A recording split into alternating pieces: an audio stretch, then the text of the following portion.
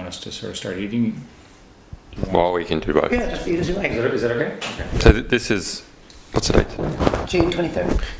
June 23rd. This is a recording between Julian Assange, Eric Schmidt and Lisa Shields. Lisa Shields, to be used in a book by Eric Schmidt, due to be published by Knopf in October 2012.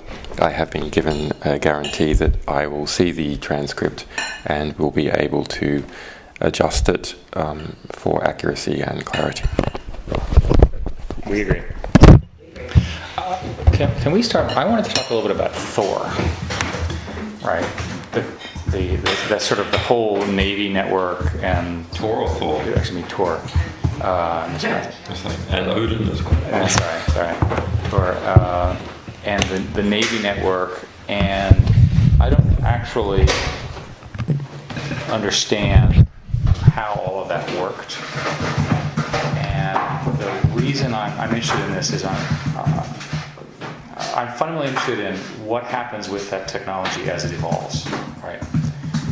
And so the problem, I would assert, is that if you're trying to receive data, you need to have a guarantee of anonymity to the sender. You need to have a secure channel to the recipient. The recipient needs to be replicated. You know, what I'd like you to do, if you could, is talk a little bit about that architecture, what you did in WikiLeaks technically, you know, what were sort of the technical innovations that were needed, and then maybe also what happens, you know, how does it evolve? Technology always evolves. So let me first frame this.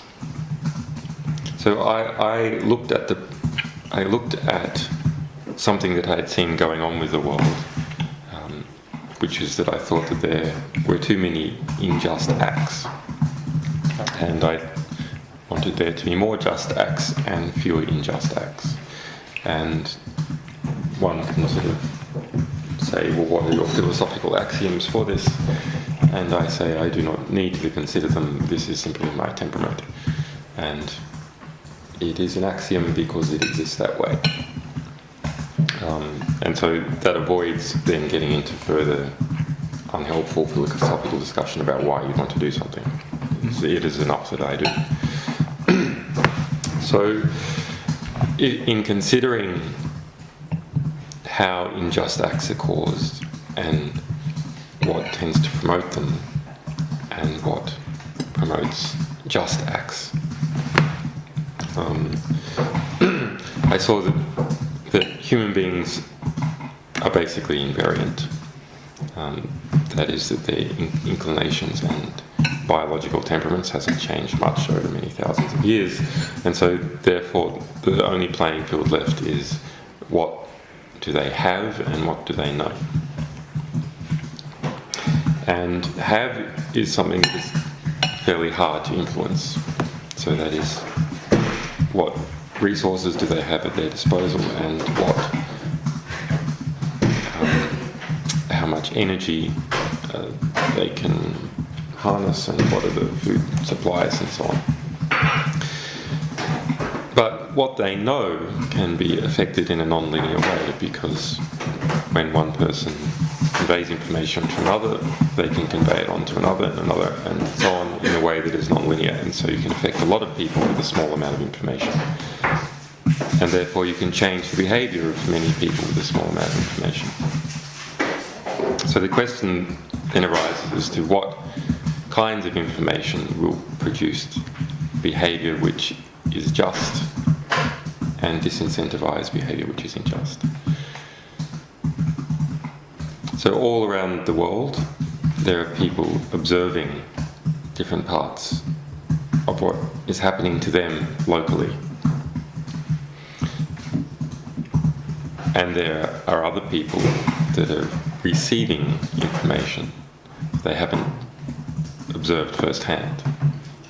And in the middle there are people who are involved in moving information from the observers to the people who will act on information. And so these are three separate problems that are all coupled together. And I felt that there was a difficulty in taking observations and putting them in an efficient way into a distribution system which could then get this information to people who would act on it. And so you can argue that companies like Google, for example, are involved in this middle business of moving information from people who have it to people who want it. The problem I saw was that this first step was crippled. And often the last step as well, when it came to information that governments were inclined to censor. So we can look at this whole process as the fourth estate, or justice produced by the fourth estate. And so you have some kind of pipeline.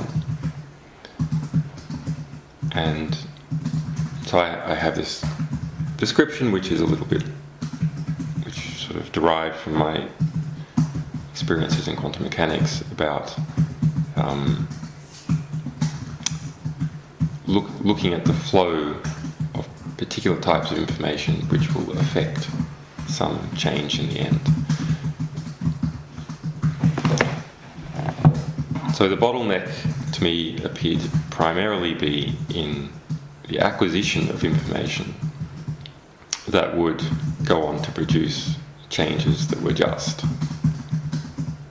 And in a fourth estate context, the people who acquire information are sources.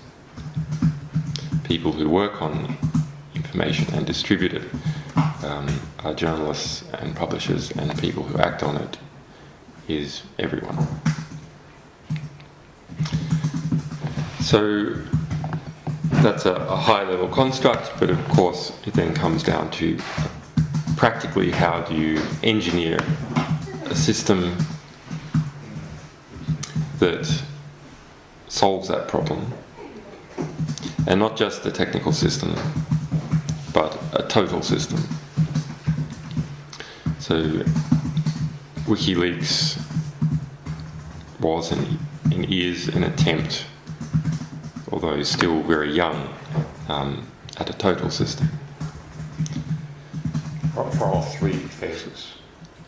To deal with, not for all three phases, but for the political component, the philosophical component, and the engineering component in getting out that first component. So politically that means anonymizing and protecting, technically that means anonymizing and protecting sources in a wide variety of ways. Politically, that also means protecting them politically and incentivizing them in a political manner. Saying that their work is valuable and encouraging other people to take it up. And then there's also a legal aspect. So what are the best laws that can be created in the best jurisdictions to operate this sort of stuff from, and practical everyday legal defense. So on the technical front, our first prototype was engineered for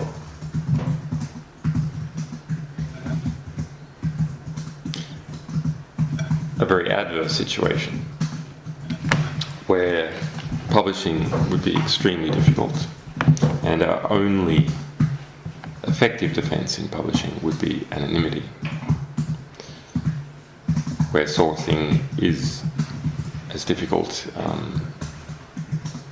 as it still currently is for the national security sector, and where internally we had a very small and completely trusted team.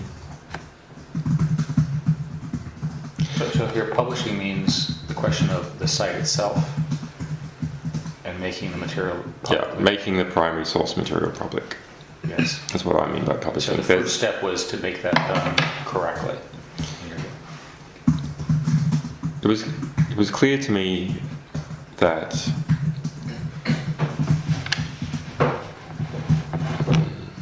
all over the world publishing is a problem, and whether that's through self-censorship or overt censorship.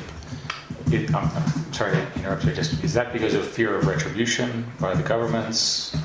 You know, It's all that kind of it's stuff. mostly self-censorship. I see.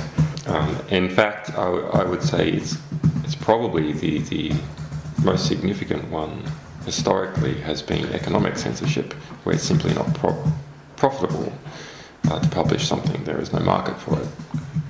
That's probably I just described it as a censorship pyramid. It's quite interesting. So on the top of the pyramid, there are the murders of journalists and publishers.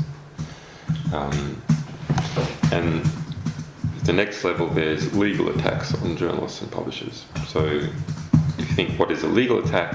A legal attack is simply a delayed use of coercive force, which doesn't necessarily result in murder, but may result in incarceration or asset seizure. So the next level down, and remember the volume, the area of the pyramid, we're talking about proper pyramid, the volume of the pyramid increases significantly as you go down from the peak. And in this example, that means that the number of acts of censorship also increase as one goes down. So there's very few people who are murdered. There's a few people who suffer there's a few number of public legal attacks on individuals and corporations. And then at the next level, there's a tremendous amount of self-censorship. And this self-censorship occurs in part because people don't want to move up into the upper parts of the pyramid. They don't want to come under legal attack and other coercive uses of coercive force, but they also don't want to be killed. I see. So that discourages people from behaving a certain way. And then there are other forms of self-censorship that are concerned about missing out on business deals, missing out on promotions, and those are even more significant because they are lower down the pyramid. And the very bottom, which is the largest volume, is all those people who cannot read, do not have access to print, do not have access to fast communications, or where there is no profitable industry in providing that. Okay. So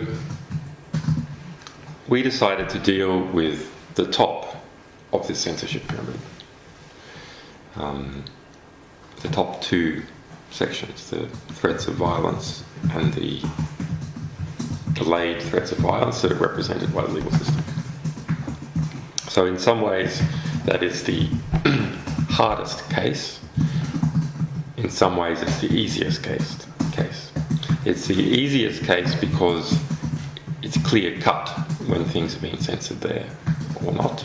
It's also easiest because the volume of censorship is relatively small, even if the per event significance can be very high.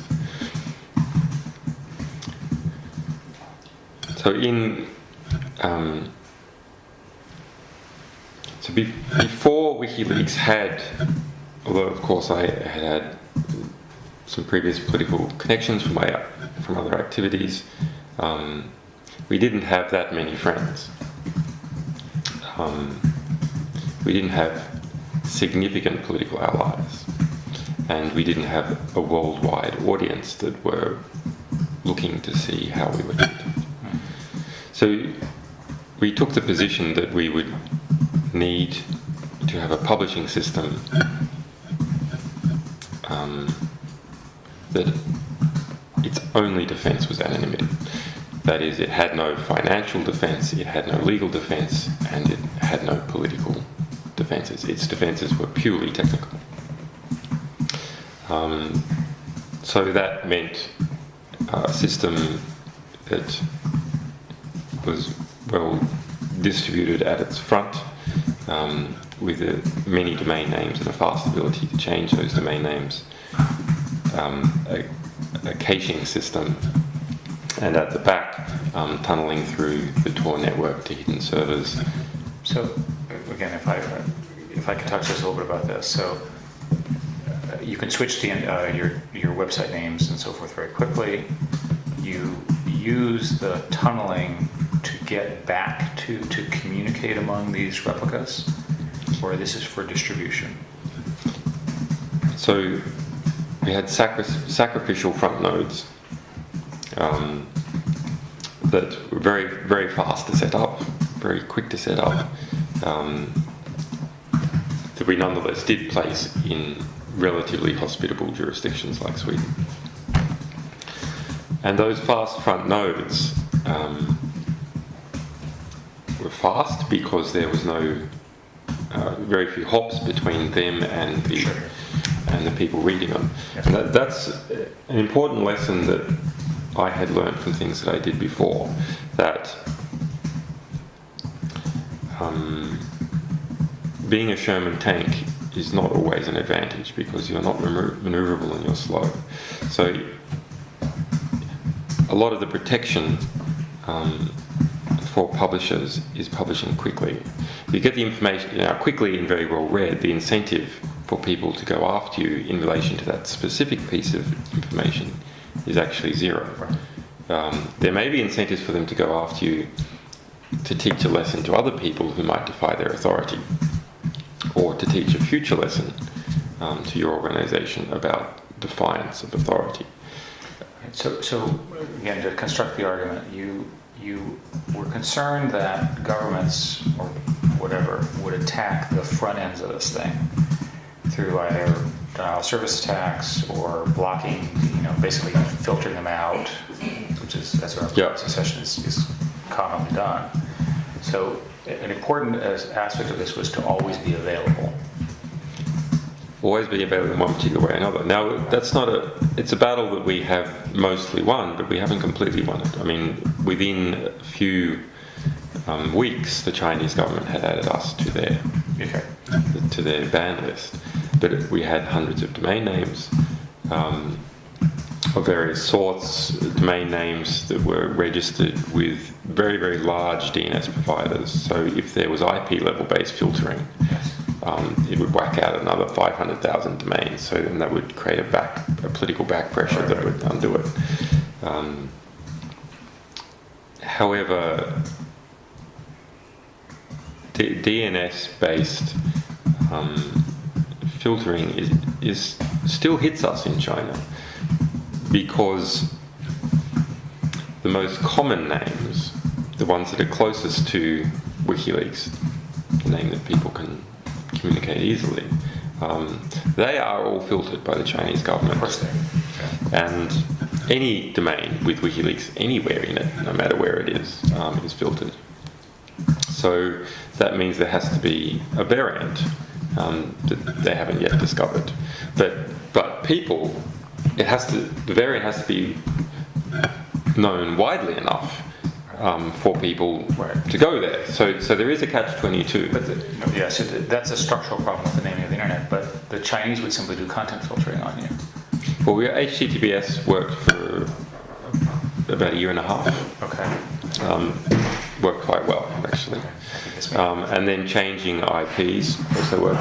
The Chinese internet filtering system is quite baroque, and they've evolved it, and sometimes they do things manually and sometimes they do it an automated way in terms of adding IPs to the list based upon domain names. And then we had a quite interesting battle where we saw that they were looking up our IPs, and we see that these requests came from a certain DNS block range in China.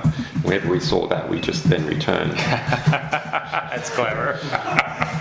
different IPs. I was actually thinking that we could return the Public Security Bureau IPs. This is Jared. Hi, I'm so sorry we're late. Flight delay. Please finish your Was it United or was it? Delta, which I'm never flying again. Yeah, it's Delta. So you're Larry? Jared. And this is Scott. Hi, Scott. Nice to meet you. Scott is our editor. Sorry, we're an hour and a half late. That's all right. We've It's a actually been, beautiful day to drive. we've actually been having a perfectly wonderful time. I'm sure. Anyway, like, when you let Scott sit there and you sit here next to Ian, or I don't know where to sit. No. I'm Have a typing. Are you seat. guys joining us? Yeah. We'll have lunch.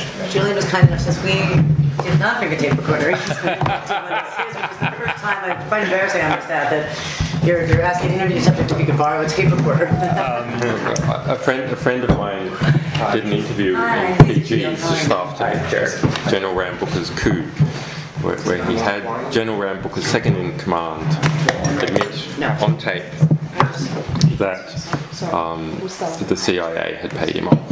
Wow. And he got back and he was like, yes, this is like story of the decade, and it failed. So I have lots of these now. Multiple. You should always actually have Always multiple. have your own. Multiples.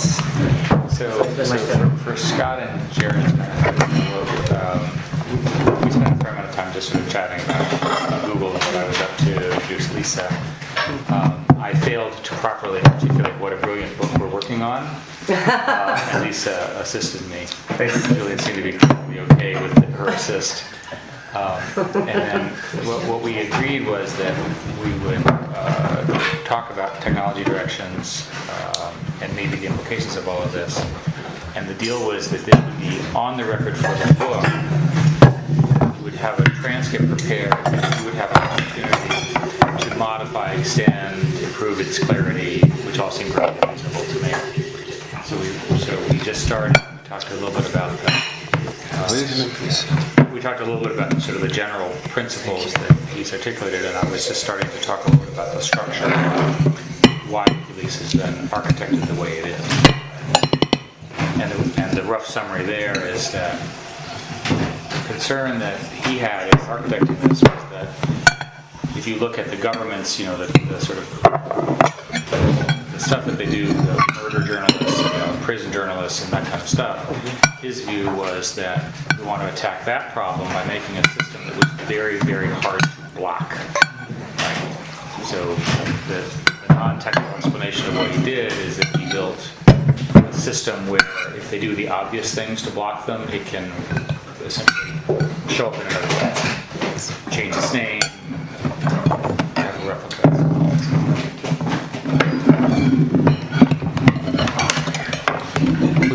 The replicating thing is very interesting. We developed an internal system to do some of these fast replicas. Not very quite unsophisticated, but worked quickly. But I think this is. I've been thinking about this for a while now. I think this. The naming of things is very important. The naming of human intellectual work and our entire intellectual record is possibly the most important thing. So we all have words for different objects, like tomato, but we use the simple word tomato instead of actually describing every little aspect of this goddamn tomato, because it takes too long. And Yeah, that'd be great, thanks. because it takes too long to describe this tomato precisely, we use an abstraction so we can think about it and so we can talk about it. And we do that also when we use URLs. Those are frequently used as a short name for some human intellectual content. And we build all our civilization, other than on bricks, on human intellectual content. And so we currently have a system with URLs where the structure we are building our civilization out of is the worst kind of melting plasticine imaginable. And that's a big problem. And you would argue a different namespace structure should evolve. Well, I think there's a fundamental confusion and overloading of the current URL idea. Absolutely. So on the one hand, we have live dynamic services and organizations. Well, there's three things. Live dynamic services, organizations that run those services. So you're referring to a hierarchy. You're referring to a system of control. An organization, a government that represents an organized controlling group. And on the other hand, you have artifacts. You have human intellectual artifacts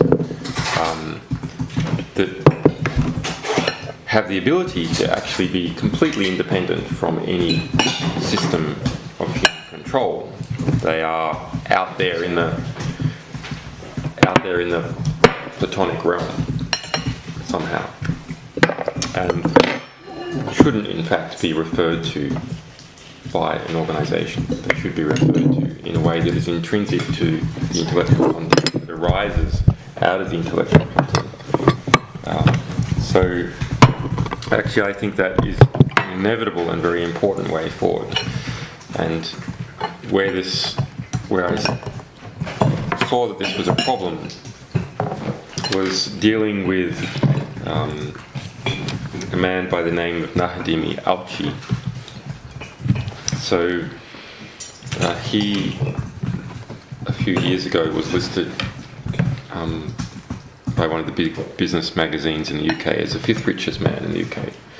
And he, in 1980, left Iraq.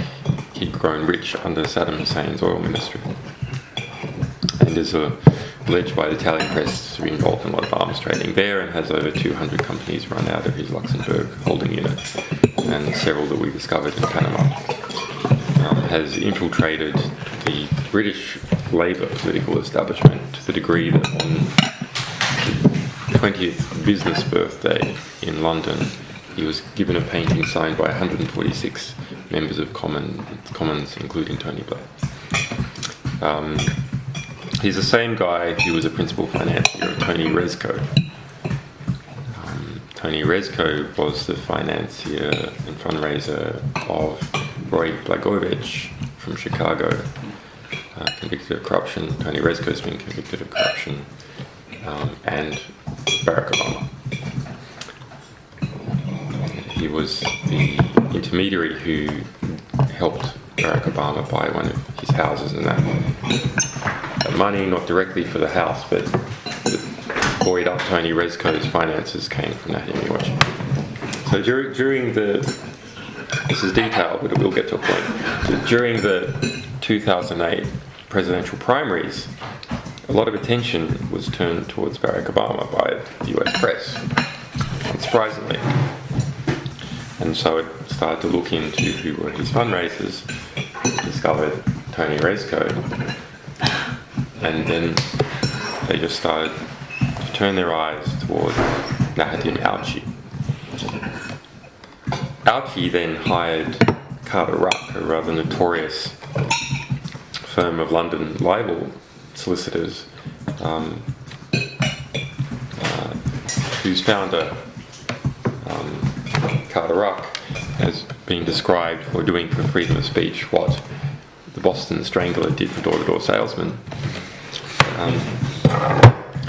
And he started writing letters to all the London papers that had records of his 2003 extradition to France and conviction for corruption in France over the Elf Aquitaine scandal, where he had been involved in taking kickbacks on selling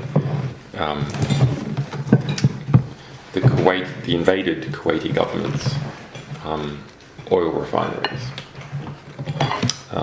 in order to fund their operations while Iraq had occupied it. So The Guardian pulled 3 articles from 2003 So they were 5 years old. They've been on the Guardian's archive for 5 years without saying anything.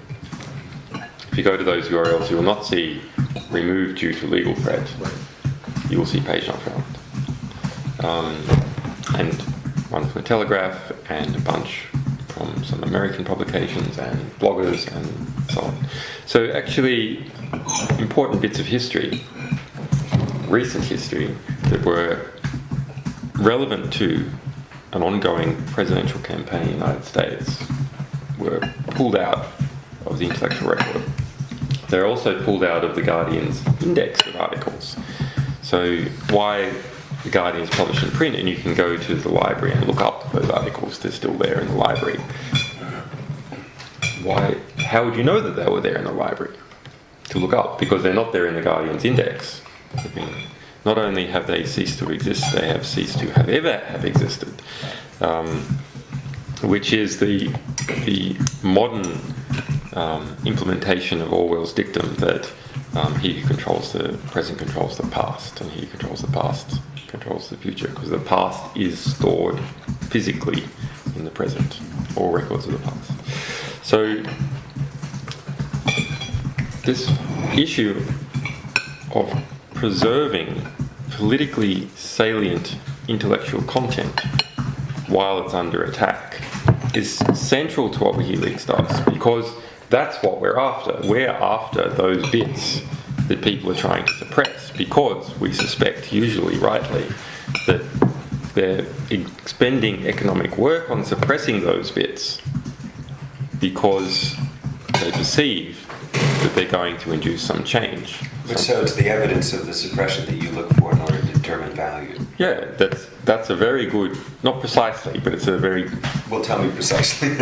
Well, it's not a precise, it's not always right. It's a very suggestive... It's not perfect. It's not perfect, but it's a very suggestive signal that the people who know the information best, like the people who wrote it, are spending economic work in preventing it going into the historical record, preventing it going into the public. Why spend so much work doing that? It's more efficient to just let everyone have it. You don't have to spend time guarding it, but also it's more efficient in terms of your organisation, because all the positive unintended consequences of the information going around can come out. So No, I want water, but Eric took my... So we selectively go after that. So we selectively go after that information, and that information is selectively suppressed inside organisations, and very frequently, if it's a powerful group, as soon as someone tries to publish it, it is also suppressed. So, I want to talk a little bit more about the technology. So in this structure, you basically have you could put up a new front end very quickly, and you have stored replicas that are distributed. One of the questions I have is, how do you decide which ISPs? Okay, that's a very good question. Yeah, I mean, again, it's a pretty complicated set of questions. Right? Yeah. So I'll give you an example about how not to choose them. So we dealt with a case in the Turks and Caicos Islands where there was a great little group called the TCI Journal, Turks and Caicos Islands Journal, which is sort of a best use case for the internet. So who are they? Well, they're a bunch of political reformers, ecologically minded people in Turks and Caicos Islands who live there, who saw that overseas property developers were coming in and somehow getting crown land very cheaply and building big high-rises on it and so on. So they were campaigning for good governments and trying to expose these people. It's like a classic best use case for the internet. Cheap publication means that you can have many more types of publishers, which means you can have self-subsidizing publishers. So you can have people that are able to publish purely for their ideological reasons or for altruistic reasons, because the cost of altruism in relation to publishing are not so high, you can't do it. So they were handed out of the Turks and Caicos Islands pretty quickly, and they moved their servers to India. The Turkish property developer that they had been busy exposing then hired correspondent lawyers in London who hired correspondent lawyers in India who handed them out of their ISP there. They moved to Malaysia. They got handed out, same deal there at the ISP. They became non-profitable to the ISP as soon as the legal letters started coming in. They went to the US, and once they were in the US ISP didn't bolt. They picked one that was a bit better, it didn't collapse as fast. However, they noticed that they were using a Gmail address, and the editors were anonymous because of the threats. Who was the responsible party was anonymous, although their columnists often weren't. And so they filed suit in California. And as part of filing suit, they then started issuing subpoenas, and they issued a subpoena on Gmail. And the result was that Google told them that they had to come to California to defend, otherwise everything would be handed over. These are little guys in the Turks and Caicos Islands trying to stop corruption in their country against a property value of hundreds of millions. How can they go to California to fight off a libel suit with fight off a subpoena, which is part of a bogus libel suit? So, well, of course they can't. But we managed to arrange some lawyers for them, and there just happened to be a nice little bit of the California statute code that addressed this precise situation, which is when someone publishes something and you then issue a subpoena to try and get their identity. You can't do it, and you've got to pay costs. So that was a nice little legal hook that someone had introduced. And Google didn't send any lawyers to help them either. I would guess probably the entertainment industry in California. But I don't know. So that's an example of what happens. That if you're pretty bright guys, actually, they had a good Indian technical guy. They had bright political guys. You've got a decent technical guy. You've got decent political guys. You come together to try and fix corruption in your country using the internet as your publishing mechanism. What happens? You are hounded from one end of the earth to the other. And then these guys were lucky enough that they had enough resources that they could survive this hounding. And they ended up finding some friends and settling into a position where they were right. So for us, this was a matter of looking at what ISPs had survived pressure, but also because I was connected to this world of politics and technology and anti-censorship for a long time, I sort of knew some of the players.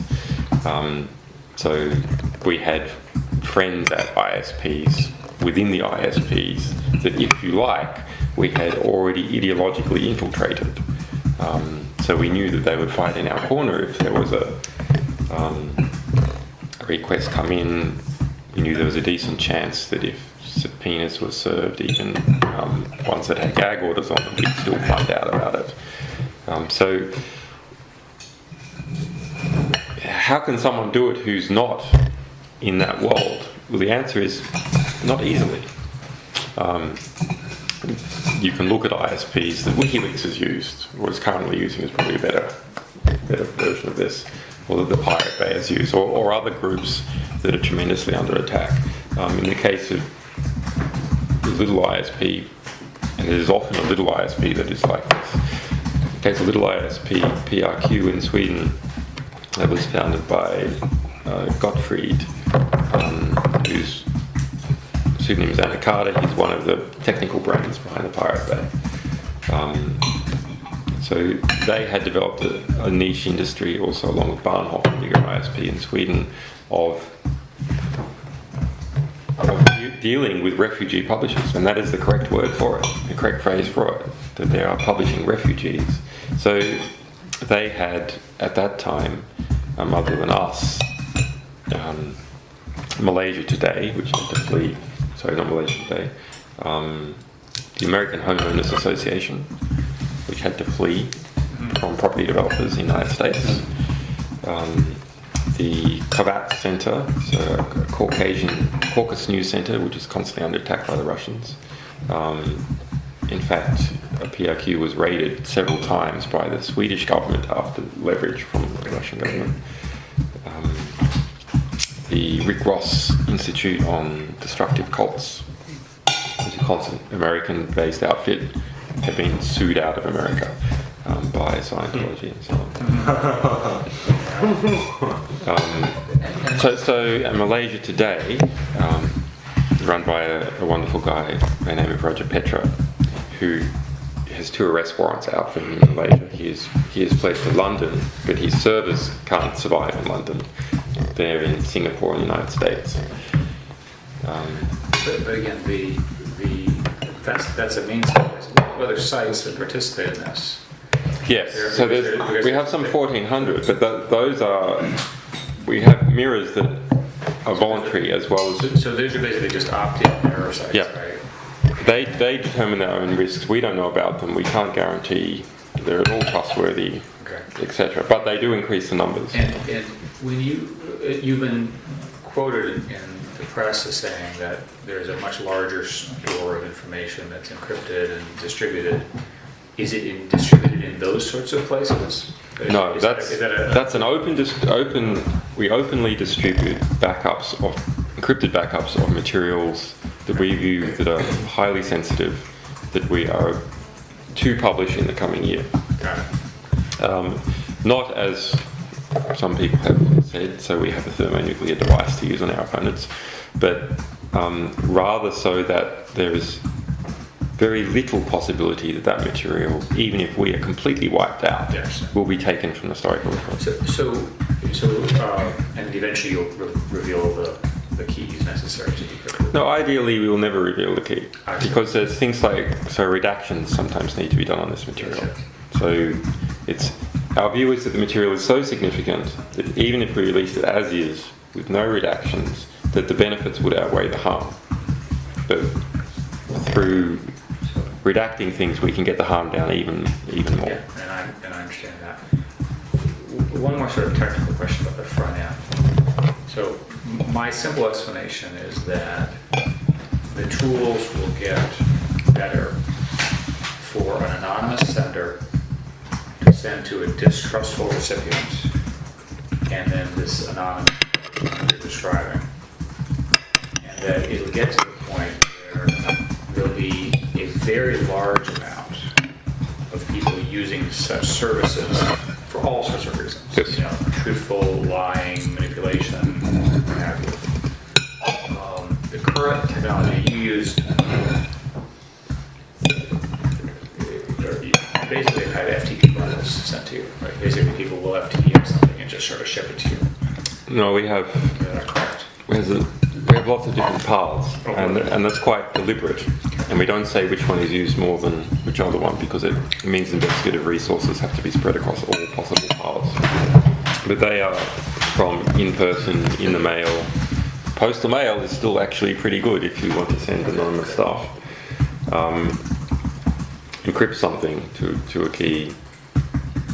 If you think it might be intercepted on the way, send it from somewhere, it's still pretty good.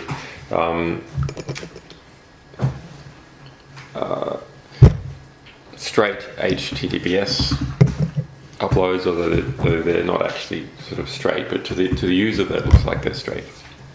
Behind the scenes, all sorts of other stuff is going on. The biggest problem with computer security is not communication, it's endpoints. And so dealing with endpoint attacks, both on someone trying to send us information, and more importantly, because if someone trying to send us information is compromised, that's one compromise of one person. If our engine that receives information is compromised, that's a potential compromise of every person that's trying to submit us material. I guess I didn't ask my question quite right. Is there some new technology which, in your view, is going to materially change this sort of simple model that I have about there'll be a vast increase of Yes. this? Yeah. So What are those technologies? the most important one is naming things properly. So if we are able to name a video file or a piece of text in a way that is intrinsically coupled to the information there, there's no ambiguity. So a hash is an example of this. But then there's some variants. Maybe you want one that human beings can actually remember. Then it permits this information to be spread in such a way where you don't have to trust the underlying networks, and you can flood it. Why do you not have trust? Well, because you can sign the hashes. You sign the name as well as the content. You can just sign the hash, Right, sign the hash. and that's the hash. If the name is like a hash, Yeah, then it's completely, it's unambiguous as to what it's it's unambiguous. representing. Yeah. So you're basically saying you have a provable name Yeah. as opposed to an alterable name. Yeah. Okay. And those sorts of mechanisms are evolving now. So we've been using something like this internally, and I've been writing a paper on to try and make this a standard for everyone. But you can see that they are actually evolving. So if we look at magnet links, have you seen these? So in BitTorrent, there's a sort of enhancement of BitTorrent, which is a magnet link, and a magnet link is actually a hash. Okay, got it. So it is hash addressing. It doesn't point to any particular server. Rather, there's a big hash tree and a distributed hash tree over. I don't know how technical I can get. Please. There's a big distributed hash tree over many millions of computers involved in the hash tree. And many entry points into this hash tree. So it is very hard to censor. And the addressing for content is on the hash of the content. And Right, yeah, so you're basically using the hash as the address, and then you do the addressing within the namespace to provide it. So as long as you have assigned, as long as you can get the hash. you can't hide it. Well, there's a question as to you've got to name something, you've got a hash, but what does that tell you? Nothing really, because it's not really human readable. So you need another mechanism to get the fact that that's important to you. Sure. And that is something like WikiLeaks signs that and says that It's is an interesting piece of an interesting piece of information. We have verified that it is true. So, but once you feed that information into the system, then it becomes very unclear how it got into that system, or how you can get rid of it from this system. And if you do get rid of it, if someone does manage to get rid of it, you know for sure that it's been gotten rid of, because the hash doesn't resolve to anything anymore. Similarly, if someone were to modify it, the hash changes. I was going to say, why wouldn't they just rename it rather than... They can't, because the name is intrinsically coupled to the intellectual content. I think the way to explain this, to summarize the technical idea, is take all the content of the document, come up with a number. So if the content is gone, the number doesn't show anything. And if the content is changed, the number doesn't compute right anymore. Right? So it's an interesting property. So how far are we from this type of system being deployable? On the publishing end, the magnet links and so on are starting to come up. There's also a very nice little paper that I've seen in relation to Bitcoin. So, do you know about Bitcoin? Okay, so Bitcoin is something that evolved out of the cypherpunks a couple of years ago, and so it's an alternative. It's a stateless currency. Yeah, I was reading about it just yesterday. And very important, actually. It has a few problems, but its innovations exceed its problems. Now, there's been innovations along these lines in many different paths of digital currencies, anonymous, untraceable, etc. That people have been experimenting with over the past 20 years. But Bitcoin actually has the balance and incentives right, and that's why it started to take off. The different combinations of things. No central nodes, it's all point-to-point. One does not need to trust any central mint. So if we look at traditional currencies such as gold, we can see they have some interesting properties that make them valuable as a medium of exchange. So gold is divisible. It's easy to chop up. In fact, out of all metals, it's the easiest to chop up into fine segments. You can test relatively easily whether it's true or whether it's fake. You can take chopped up segments and you can put them back together by melting the gold. So that's what makes it a good medium of exchange, and it's also a good medium of value store, because you can take it and put it in the ground and it's not going to decay like apples or steaks. So the problems with traditional digital currencies on the internet is that you have to trust the mint not to print too much of it. And the incentives for the mint to keep printing are pretty high, actually, because you can print free money. And that means you need some kind of regulation. And if you have some kind of regulation, then who's going to enforce the regulation? So now all of a sudden you've sucked in the whole problem of the state into this issue, and political pushes here and there, and who can get control of the mint and push it one way or another for their particular purposes. So Bitcoin instead has an algorithm where where anyone can be their own mint. So they're basically just searching for collisions with hashes. So a simple way, they're searching for a sequence of 0 bits on the beginning of the thing. And you have to randomly search multiple hashes to do this. So there's a lot of computational work to do this, and each Bitcoin bit of Bitcoin software that is distributed, that work algorithmically increases as time goes by. So the difficulty in producing Bitcoins becomes harder and harder and harder, and that's built into the system. Just like the difficulty in mining gold becomes harder and harder and harder, and that's what makes people predict that there's not going to be a sudden amount of gold in the market. Rather, to enforce this scarcity. Right, enforce scarcity, and the scarcity will go up as time goes by. And what does that mean for incentives in going into the Bitcoin system?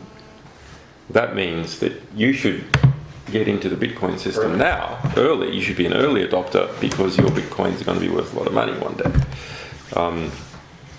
So once you have and the Bitcoins are just, a Bitcoin address is just a big hash. It's a hash of a public key that you generate.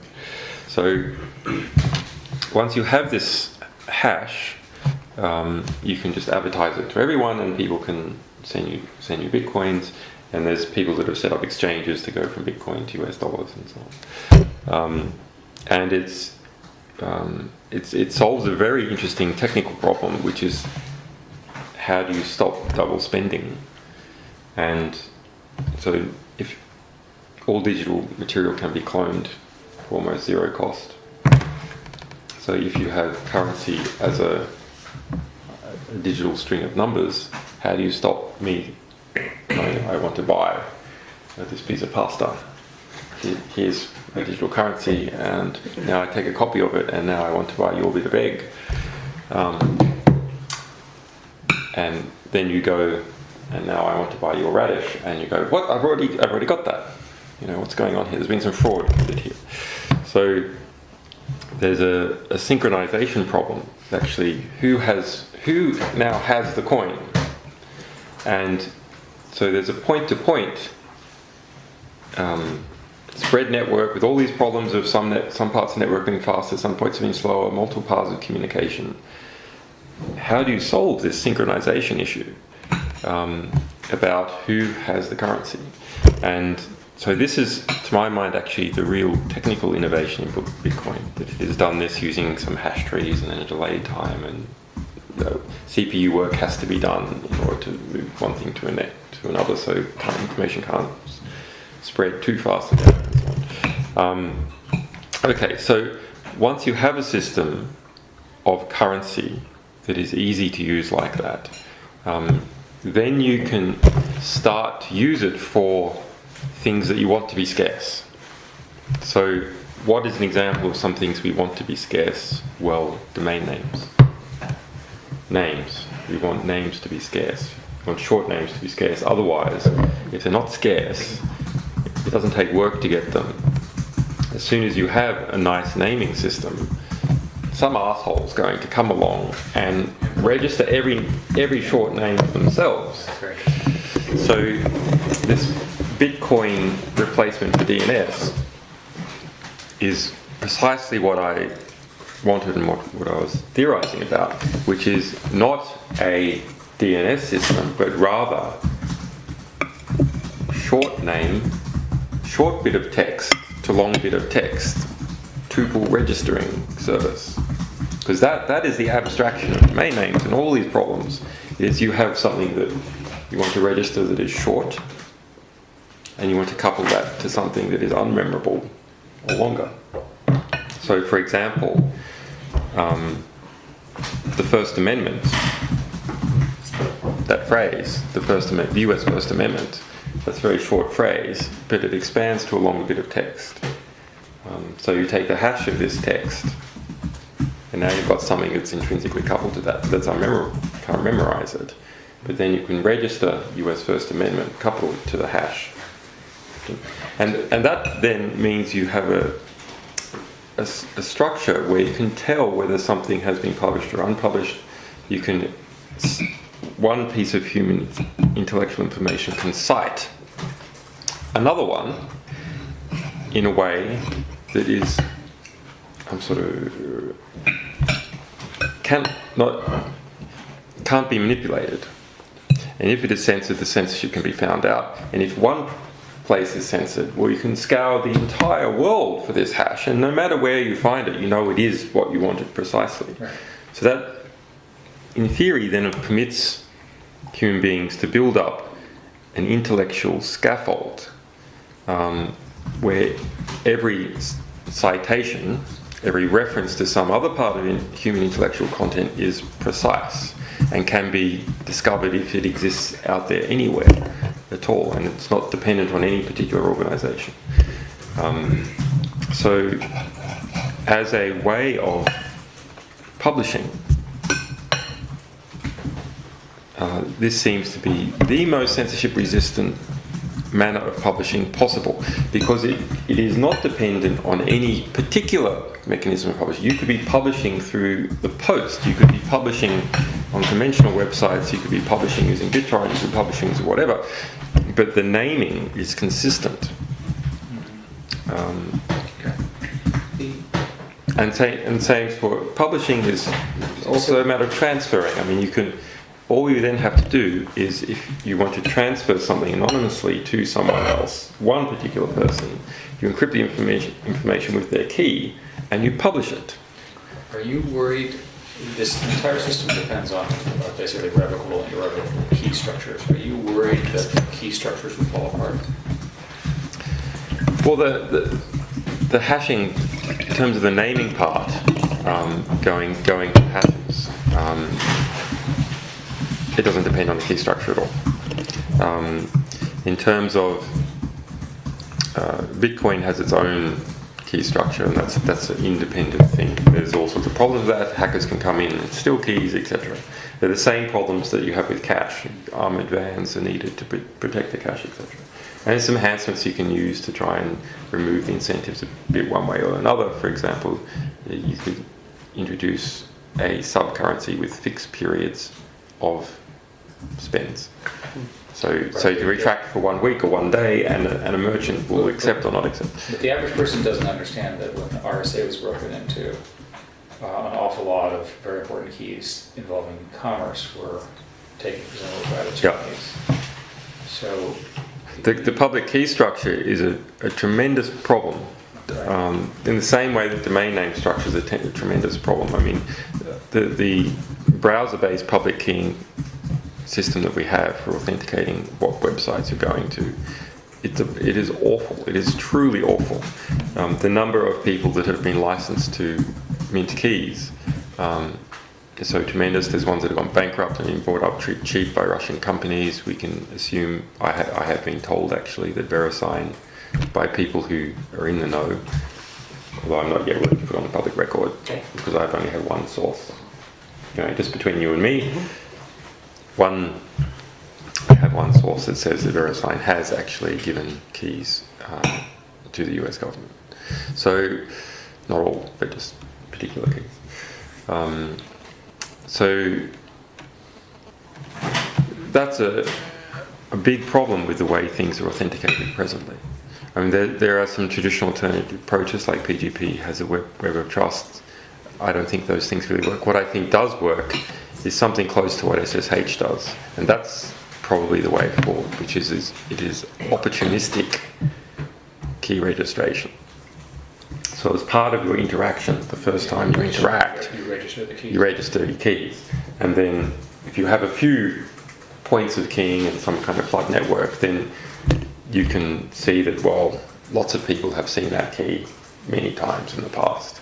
So I have one more sort of technical question, and I think we should probably, and Scott, I think you were sort of, I'm ready.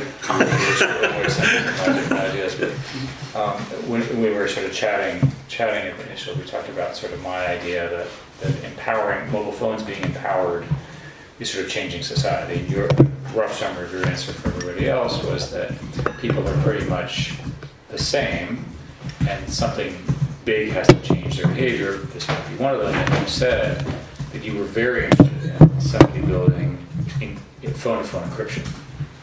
Can you talk a little bit about roughly the architecture where you'd have a broad open network and you have person-to-person encryption? What does that mean technically? How does it work? Why is it important? That kind of stuff. I think people don't understand any of this area.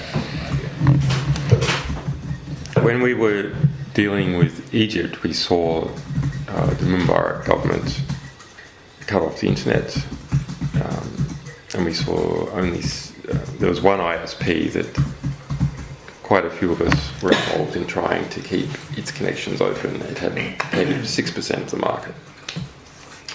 Eventually, the Mubarak government also cut off the mobile phone system. And why is it that can be done? People with mobile phones have a device which can communicate in the radio spectrum. In a city, they're high density. There's always, if you like, a path between one person and another person. That is, there's always a continuous path of mobile phones, each one of which can, in theory, hear the radio of the other. Could form a peer-to-peer network. So in theory, you could form a peer-to-peer network. Now, the way most GSM phones are being constructed and others is that they receive on a different frequency to which they transmit. Yes. And that means that they cannot form peer-to-peer networks. They have to go through base stations. But we are seeing now that mobile phones are becoming more flexible in terms of base station programming. They need to do this because they operate in different markets that have different frequencies. They have different forms of wireless output. And so, and also, even if there's not sufficiently flexible mobile phones, we are seeing that in the mobile phone aspect, maybe WiMAX is coming along, which will give them greater radius for two-way communications. But also, it's getting very cheap to make your own base station. There's software now which will run a base station for you.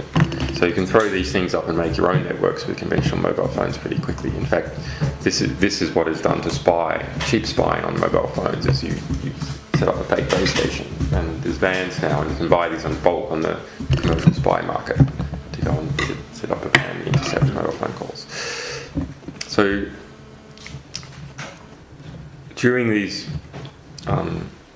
revolutionary periods, the people involved in the revolution have to be able to communicate. And if they need to be able to communicate in order to plan quickly and also to communicate information about what is happening in the environment quickly, so they can dynamically adapt to it and produce the next strategy. So where you only have the security services being able to do this, and you've turned the mobile phone system off, the security services have such a tremendous advantage compared to people that are trying to oppose them. If you have a system where individuals are able to communicate securely and robustly, despite what security services are doing, then security services have to give more ground.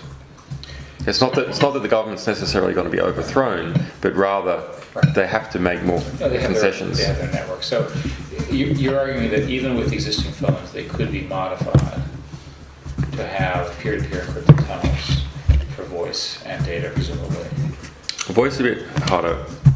What we did internally in this prototype I designed was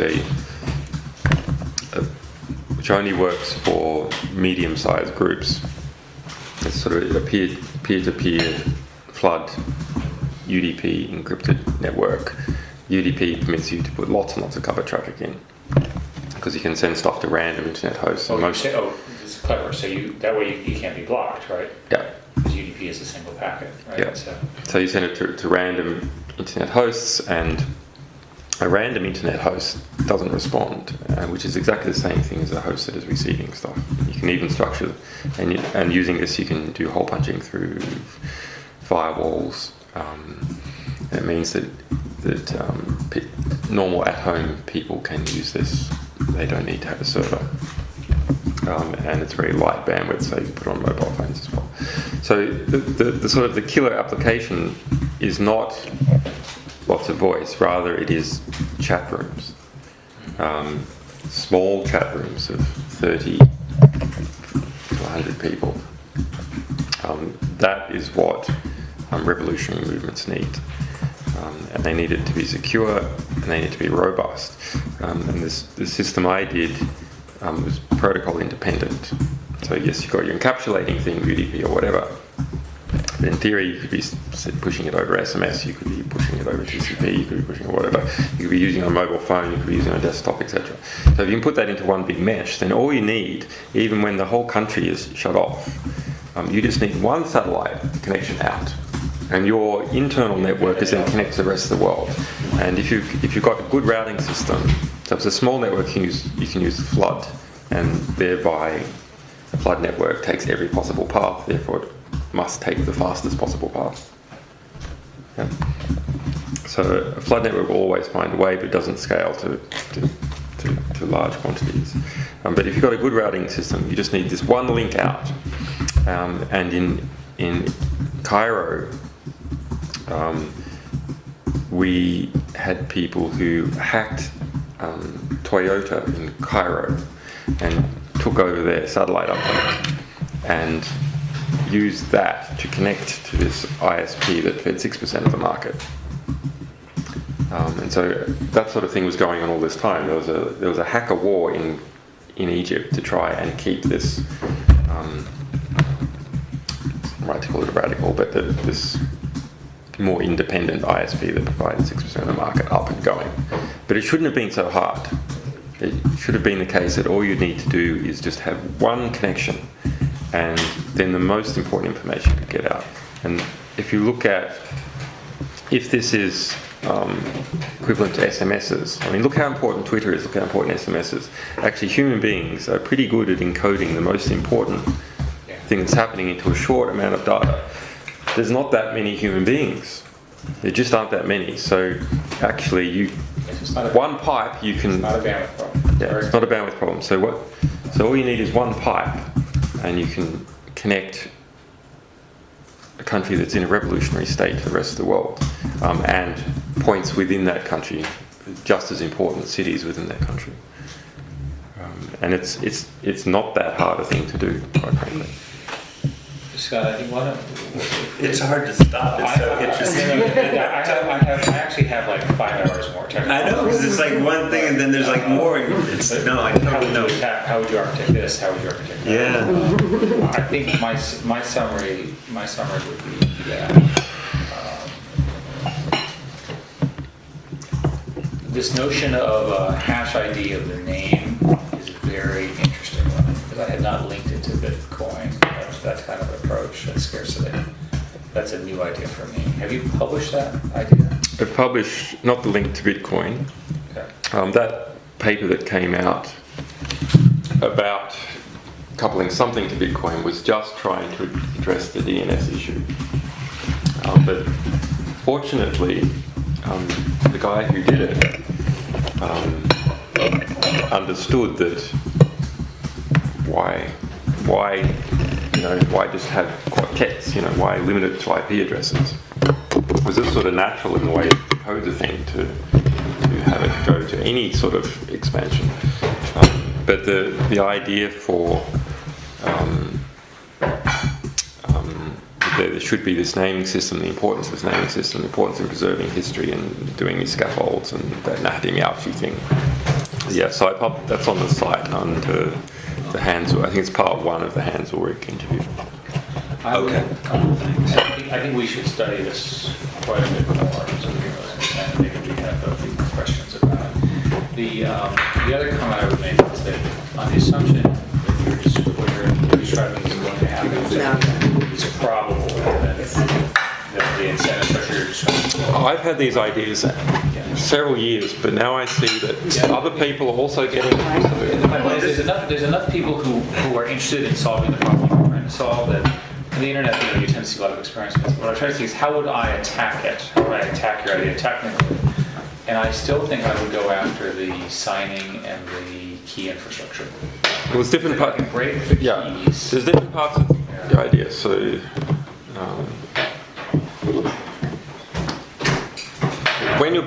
if you publish some information, or if you spread some information, this publishing thing is quite interesting as to whether when something's gone from not being published to being published, it's quite interesting.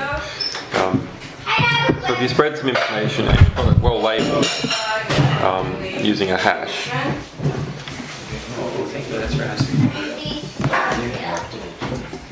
You didn't have anything, so. What? No, I did. I had a bunch of samples. That was great. Thank you. That hash is important. Is something that has to spread in another way. Yeah. So that's, say, by WikiLeaks signing the hash. But there's many ways for it to spread. I mean, people could be swapping that hash in email. They could be telling each other on telephone, etc. Yeah, you're saying that all of these systems do not have a single point of attack. I can break down your HTTPS, but you can still use the U.S. Postal Service to send. Exactly. And you would know that you were getting the right thing because of this naming is completely accurate. Well, I'm just wondering, sort of, on the human side of this. I mean, you have such experience of the world that you described earlier. I've only had 3 hours of sleep, so forgive me if I don't remember exactly what you said. But the combination of technical and altruistic people, I mean, what amounts to a kind of a subculture that you've been involved in for 15 years now. So you know how that subculture works, and that subculture needs to either sort of, I guess, stay the same or expand in order to do the work that you're describing. And so, since our book is about It's dramatic. 10 years away, It's dramatically what are the expanded. patterns there in terms of the people part, rather? Yeah. So that's. I mean, that's the most optimistic thing that is happening. Is the radicalization of internet-educated youth. So people who are receiving their values from the internet and giving them back, and then as they find them to be compatible, echoing them back. The echo back is now so strong that it drowns the original statements completely. So the people that I've dealt with in the 1960s radicals who helped liberate Greece and these sorts of things, dealt with Salazar, they are saying there is nothing at this moment in time is most similar to what happened in this period, these liberation movements in the 1960s that they have seen. Do you see it scaling? And as far as what has entered into the West, because there's certain regions of the world I'm unaware of, but as far as I'm aware that, and of course I wasn't alive in the 1960s, but as far as I can tell, that statement is true. That actually this is the political education of apolitical technical people is extraordinary in the same way that But the young- apolitical, meaning the- one word. apolitical, People- one word, okay. Yeah. people are going from young people Right. who are going from apolitical to political. It's a very, very interesting transition to see. And What do you think, since this is your world, I mean, well, why do you think that took place? I mean, Matt, why do you think it took place? fast communication, critical mass of young people, newer generation, and then some catalyzing events. So the attack on us was a catalyzing event, and our defence was, and our success in defending was a catalyzing event. I don't know. Do you remember the PGP case in that grand jury, Zimmerman's on? So We had a lot of fun. I wrote half a book on that. It was never published because my co-writer had children. Why do I feel like that's happened before? That was really funny. So much for the historical Julie was record. saving Jared. I went right over As there. I said, multiple copies. I know, exactly. I Your hope reflexes Thank you. were really. I was tired of typing anyway. Why did you save whatever you were doing? Yeah, Let's say yeah, it's safe. get it into the name tree before everything goes wrong. Did you see how fast he moves? I was like an impulse. I know. No, I almost feel like you were there before the computer even got water on it. Computers are important. That was good. Thank you. Go right ahead. But so you're saying, but young people aren't inherently good, and I say that as a father and with regret.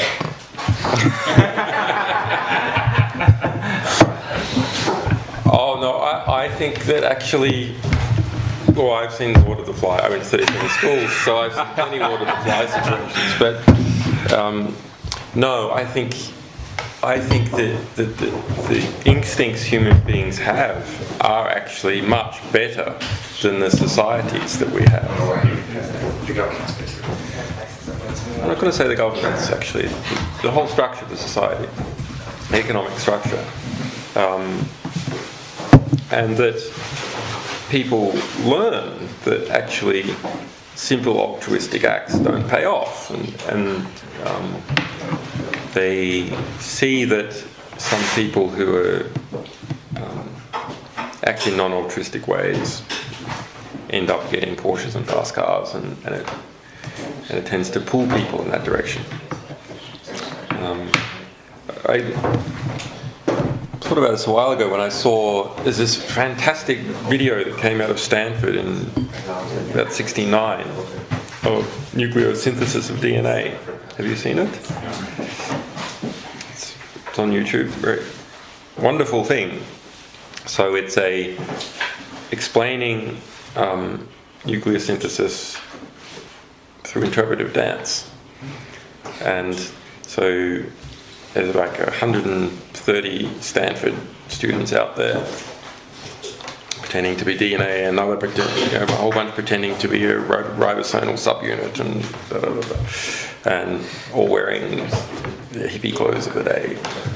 But they're all actually very bright people. So, and I looked at that and thought, could Stanford, and it was a very good bit of education.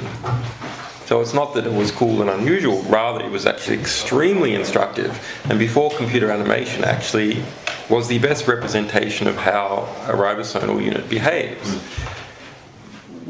Could you see Stanford doing that now? Absolutely impossible. It is far too conservative for it to do that now, even though that was an extremely effective bit of education. You can bet everyone who was in that dance remembers exactly how nucleosynthesis occurs, because they all had to remember their parts. And I remember it, having seen it. Rather, that period of peak earnings for the average wage in the United States was, 77? That certain things simply happened. That those people who were altruistic and not too concerned about finances and fiscalisation simply lost power relative to those people who are more concerned about finances and fiscalisation and worked their way up in the system. So certain behaviours were disincentivised and others were potentiated. And that is primarily, I believe, as a result of technology that enables fiscalisation.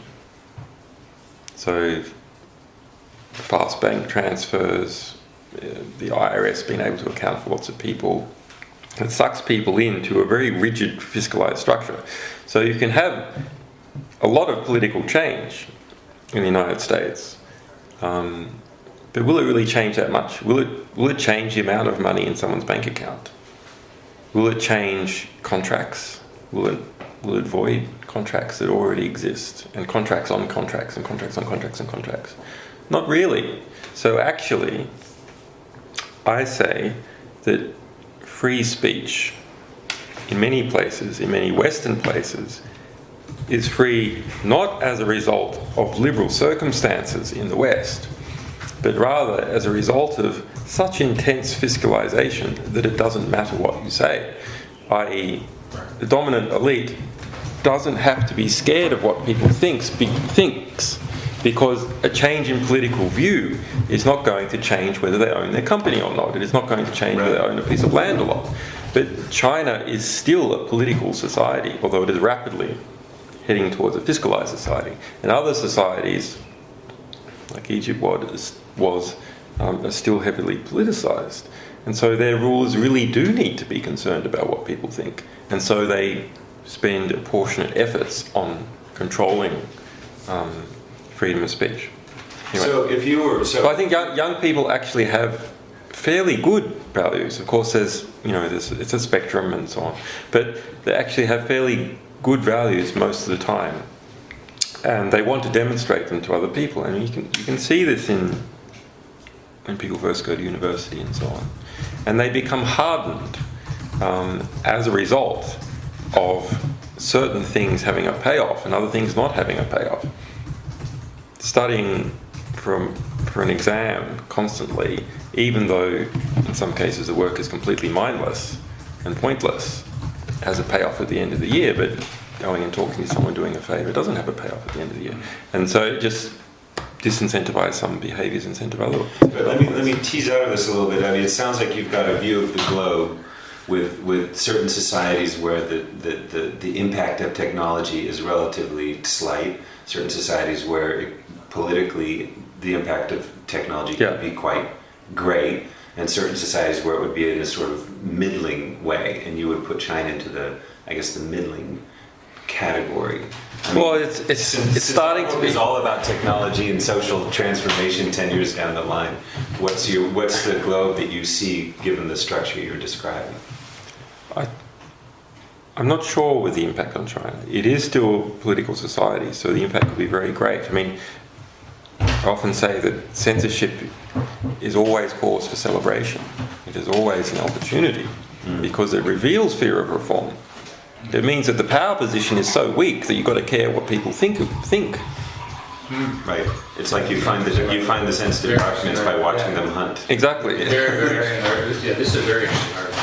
Sorry, I didn't interrupt. So Just reminded me when the of Chinese express all this energy on censoring in all these novel ways, do we say that it's a complete waste of time and energy, or do they have a whole bunch of experience managing the country and understand that it matters what people think? I say it's much more reasonable to interpret it as that different groups, different actors within China who are able to control that censorship system understand correctly that their power position is weak and they need to be careful what people think, so they have to censor.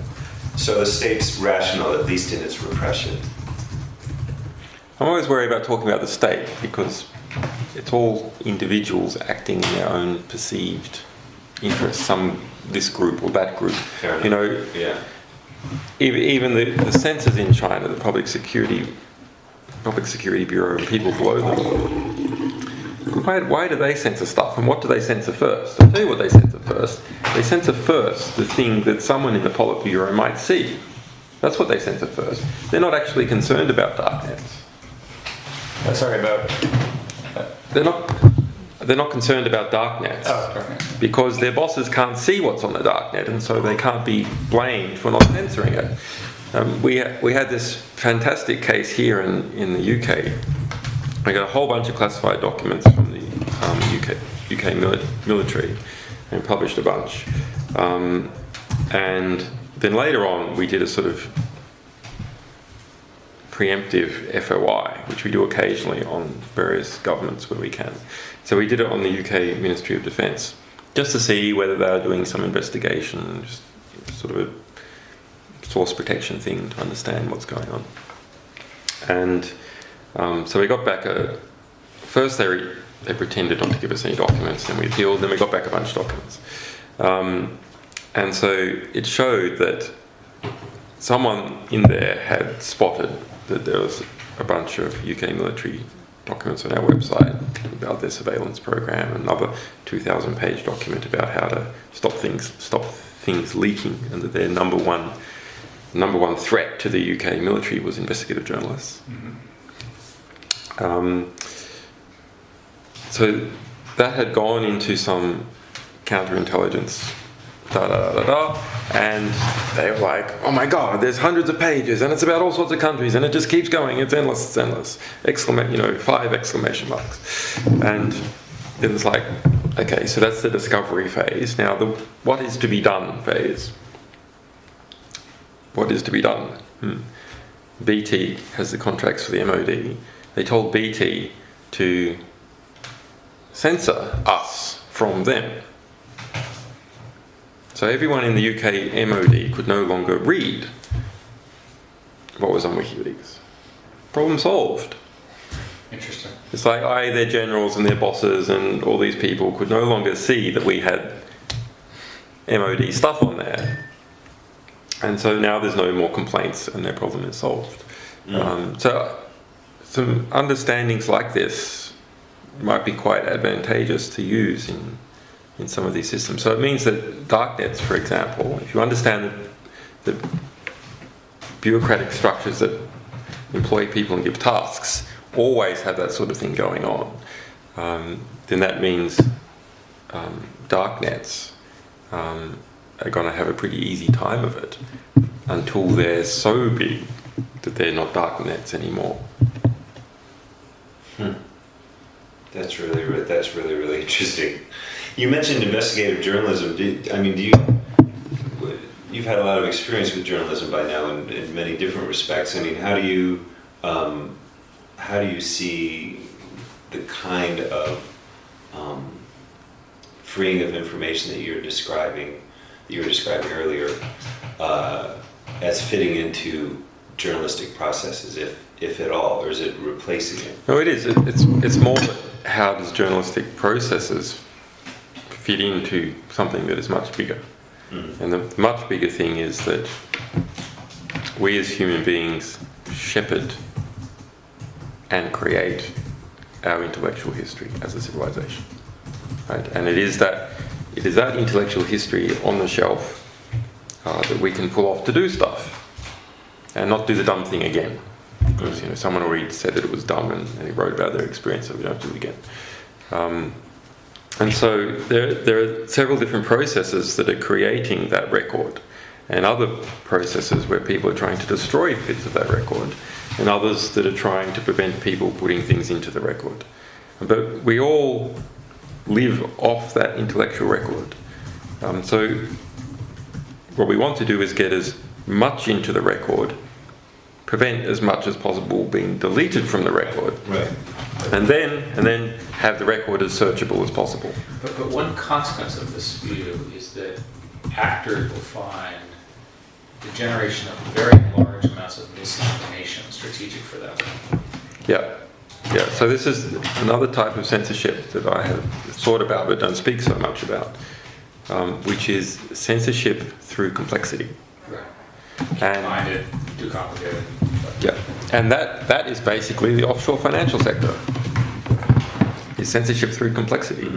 Censorship of what? Censorship of political outrage. enough political outrage, there's law reform. There's law reform, you can't do it anymore. So why is it that all these careful tax structuring arrangements are so complex? I mean, they may be perfectly legal, but why are they so goddamn complex?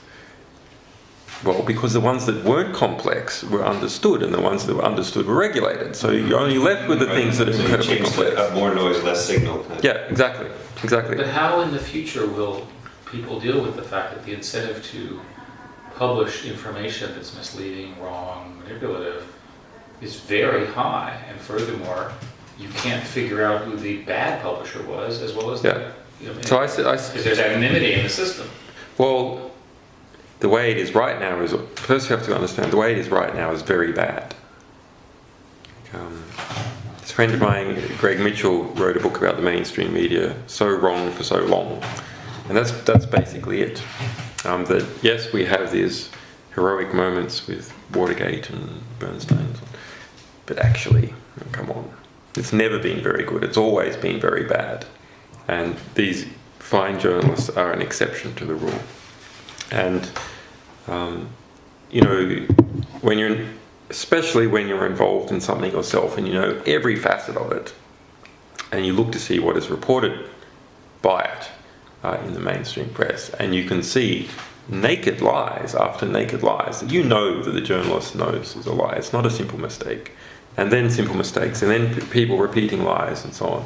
That actually the condition of the mainstream press now is so appalling. I actually don't think it can be reformed. I don't think that's possible. I think it has to be eliminated and replaced with something that's better. Which does seem to be happening. Yes, yes, and I think things like, you know, I've been pushing this idea of scientific journalism that things must be precisely cited in the original source. As much of it is possibly available should be put in the public domain so people can look at it, and just like in science, so you can sort of test to see whether the conclusion comes from the experimental data. Otherwise, you probably just made it up. You could have just made it up. In fact, that's what happens all the time. People just make it up. And they make it up to such a degree that we are led to war. In most wars in the 20th century have started as a result of lies, amplified and spread by the mainstream press. You go, well, that's a horrible circumstance. That's terrible that all these wars start with lies. And I say, no, this is a tremendous opportunity, because it means that populations basically don't like wars, and they have to be lied into it. And so, and if that means we can be truthed into peace. And so that's an extremely optimistic thing. But how do you distinguish publishers, truthful publishers, untruthful publishers? This is a reputational business. And so what I would like is that part of that reputational business, like in science, where's your data? You're not providing your data. Why the hell should I take this seriously? Is that now that we can publish on the internet, now that there is physically room for data, in a newspaper there's not physically room for the primary source. Now there's physically room for the primary source. It should be there, and we should create a standard that it should be there. And sure, people can deviate from this standard, but then, well, you're deviating from the standard. If you can't be bothered providing us with the primary source data, why should we pay any attention to what you're writing? You're not treating your reader with respect. It's not falsifiable, therefore pay no attention to it. But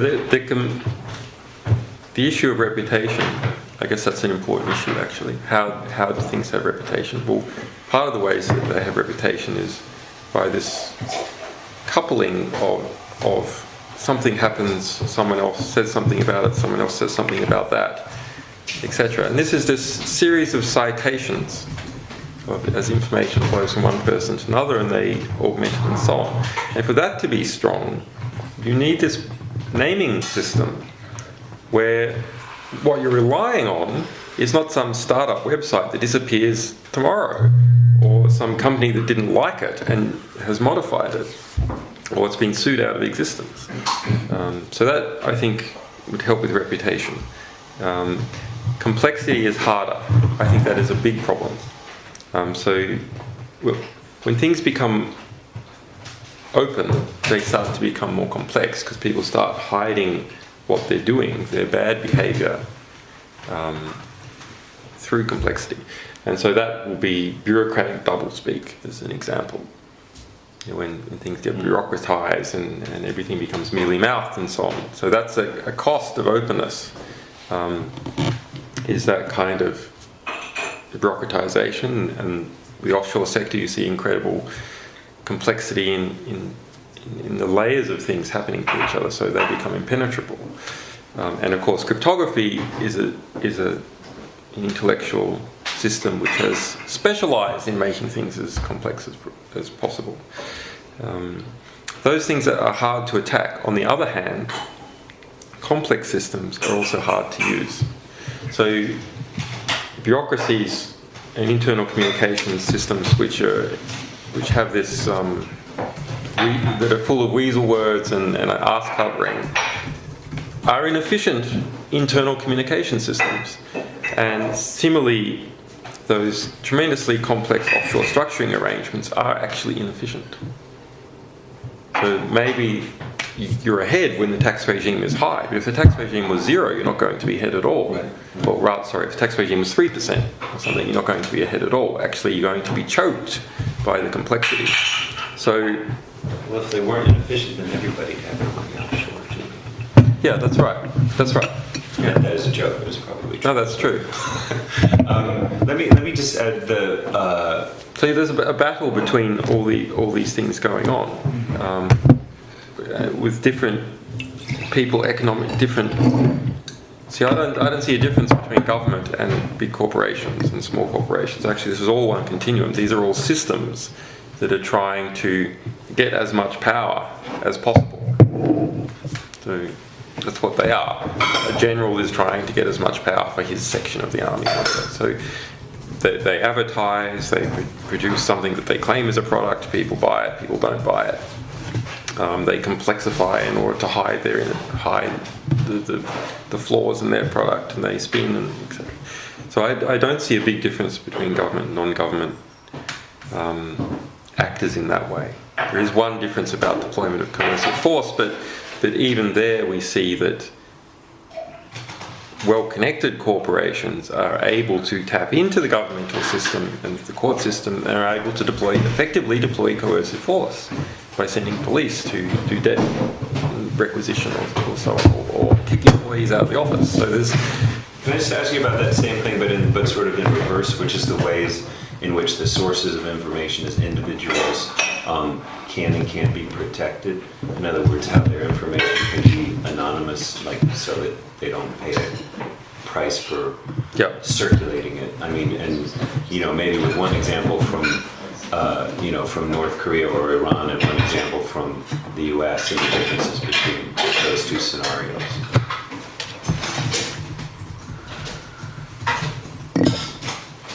Well, there's many ways for people to transmit things anonymously. One of the greatest difficulties for sources is their proximity to the material. So if they have high proximity to it, and it's a limited number of people know it, it is actually, doesn't matter what technical mechanism you then apply on top, it would be quite difficult for them to evade scrutiny. And it doesn't matter what country or regime you're in. But systematic injustice, by definition, is going to have to involve many people. And so,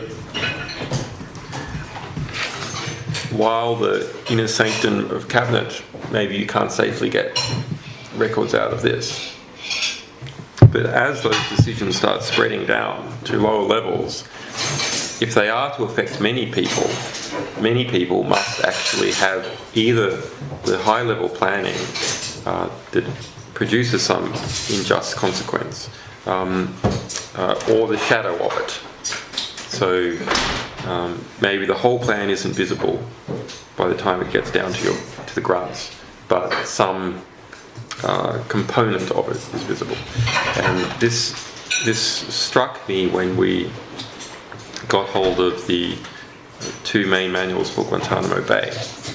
So the 2003 manual was the first one we got hold of, written by by General Geoffrey Miller, who subsequently went over to Abu Ghraib to Gitmoise it, as Donald Rumsfeld called it. So that manual had all sorts of abuses in it. And one of the ones that I was surprised to see was explicit instructions to falsify records for the Red Cross. So, and how many people had read this manual? This was, all the prison captains at Guantanamo Bay had read this, and why would you risk telling the grunts this sort of information? It wasn't even classified. They had made it unclassified for official use only. Why? Because it's more expensive to get people who have classifications in. So when you want to hire all these contractors without classifications, it's cheaper. Well, you can't whisper to the coalface. You can't have the president whispering to the coalface because the coalface is too big. You can't have the president whispering to the intermediaries because then you end up with Chinese whispers, and it means your instructions aren't carried out. So if you take information off paper, if you take it outside an electronic or physical paper trail, instructions decay. And that's why all organisations of any scale have rigorous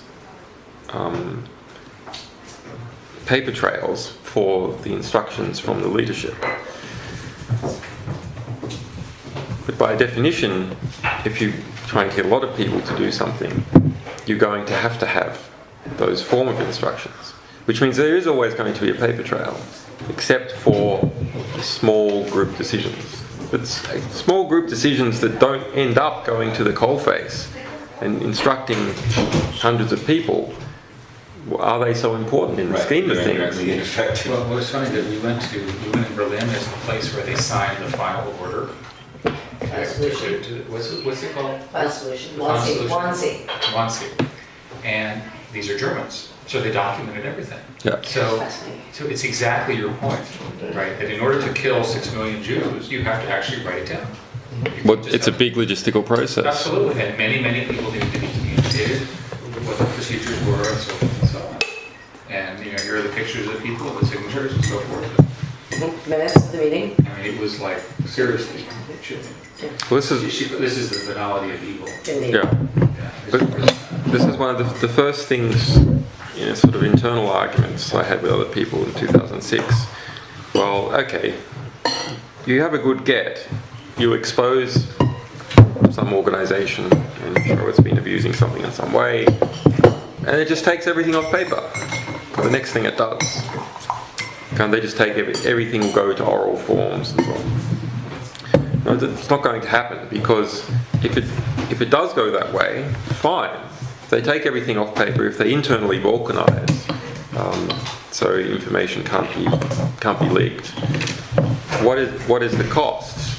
There's a tremendous cost to the organisational efficiency of doing that, and that means this abusive organisation simply becomes less powerful in its struggle for economic equilibrium and political equilibrium with all other organisations. This is the inverse of your argument about empowering the dissidents in Egypt. They need a mechanism to communicate. Under your argument, by stopping the inability to coordinate at this level, That's right. the inverse of my argument. Yeah. Literally the inverse of the first one. Yeah. So if I Take those, your argument would be you have to take those tools away. yeah. Well, I say they take them away themselves in a way. Once things can become public. So why is it that people engage? Why is it that powerful organisations? There's all sorts of reasons why non-powerful organisations engage in secrecy, which in my view is legitimate. They need it because they're powerless. But why do powerful organisations engage in secrecy? Well, usually because the plans that they have, if made public, will be opposed by the public. And plans that are opposed before implementation often don't get implemented. So you want to wait as long as possible. And then implementation eventually makes them public. So the very fact that they're being implemented, but it's too late by then to alter the course. So effectively. So if we get out, so an organisation, on the other hand, that is engaged in planning behaviour, that if revealed is not opposed by the public, it doesn't have that burden. It doesn't have that planning burden where it is forced to take things off paper.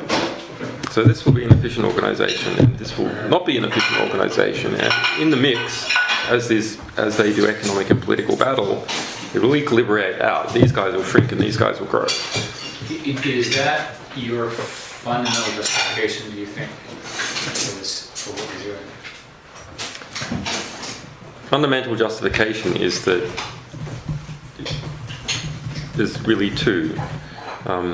First of all, the human civilization, in its good part, is based upon our full intellectual record, and our intellectual record should be as large as possible if humanity is to be as advanced as possible. The second is that in practice, releasing information is positive to those engaged in acts that the public supports and negative to those engaged in acts that the public does not support. So it has a self-restraint, Yeah.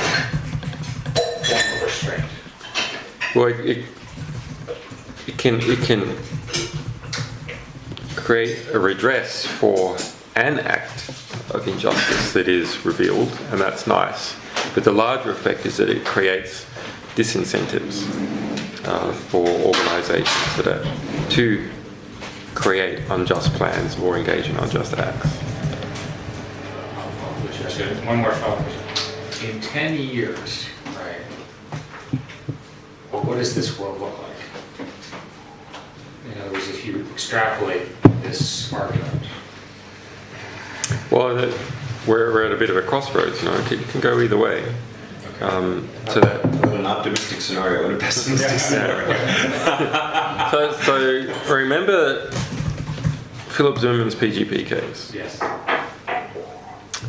That was just a grand jury investigation.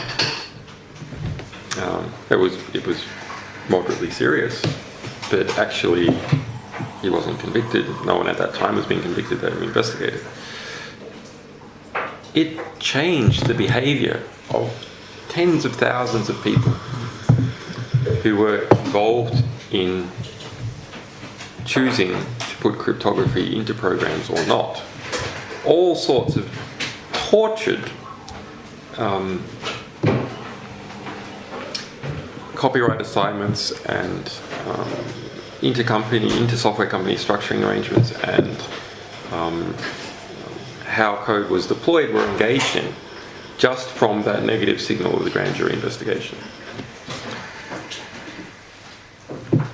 So what that means is that signals about what behaviour is acceptable, what behaviour you can get away with, and what behaviour is beneficial to individuals engaging in it, and what behaviour is not,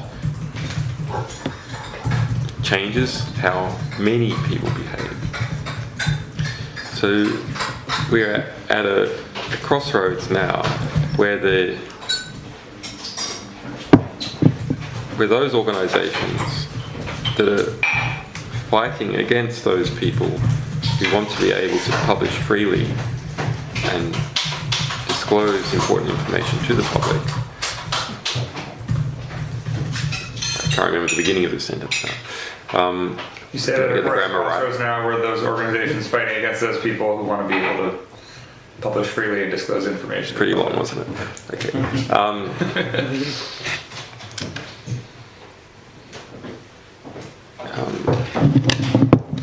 Could produce, if successful,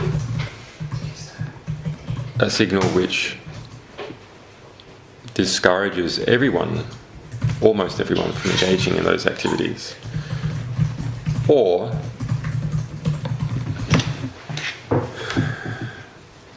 we and people who share our values could be successful, and that will then become the new norm of accepted behaviour. And what are the necessary conditions for that to occur? The latter. I can easily imagine the necessary conditions to form. Everyone gives money to WikiLeaks. That's the right. I didn't even hear you. Everyone gives money to WikiLeaks. Are you taking Bitcoin? Yes. So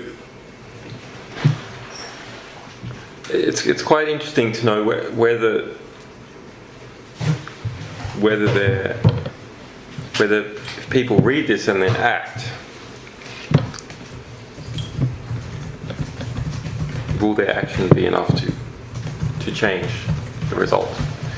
So that is why we had a very interesting period. That I think actually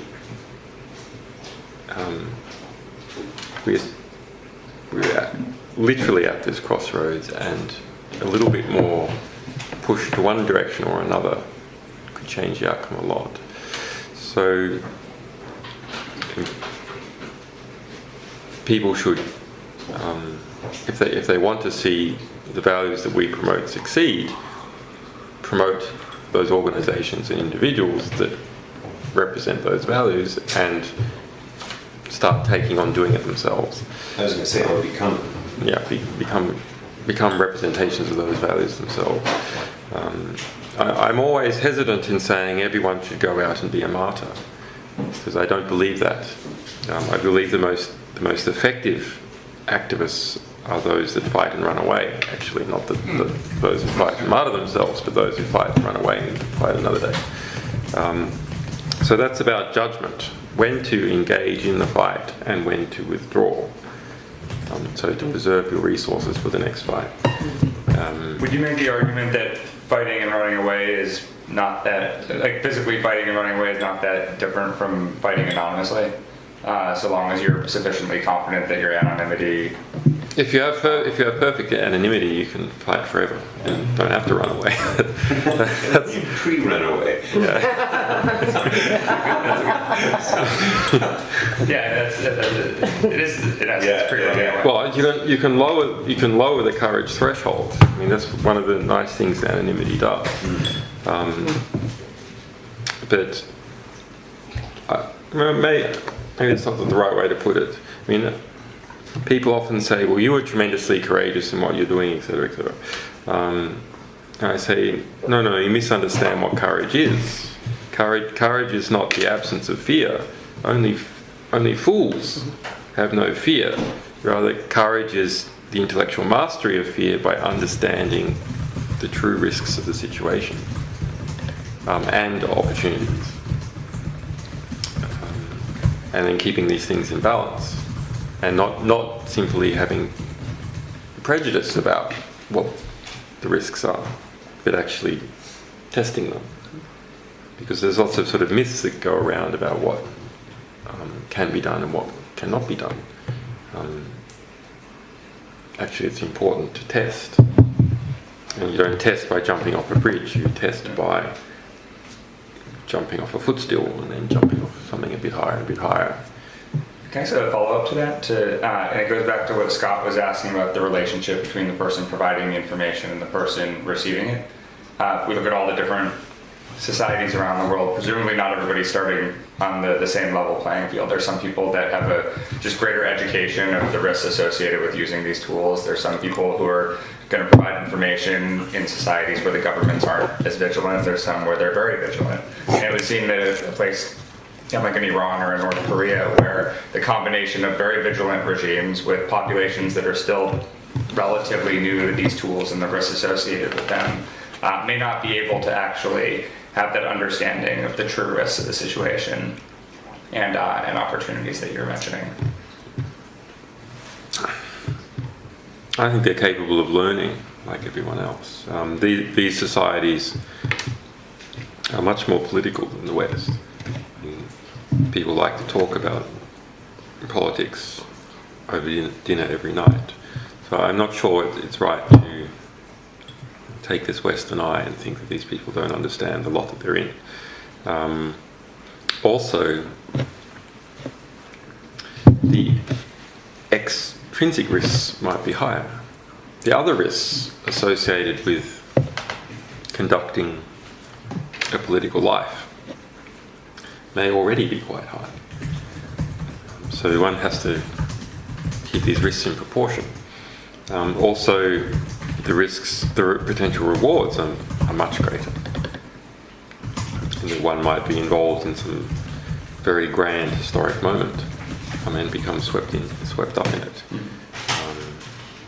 And because we all only live once,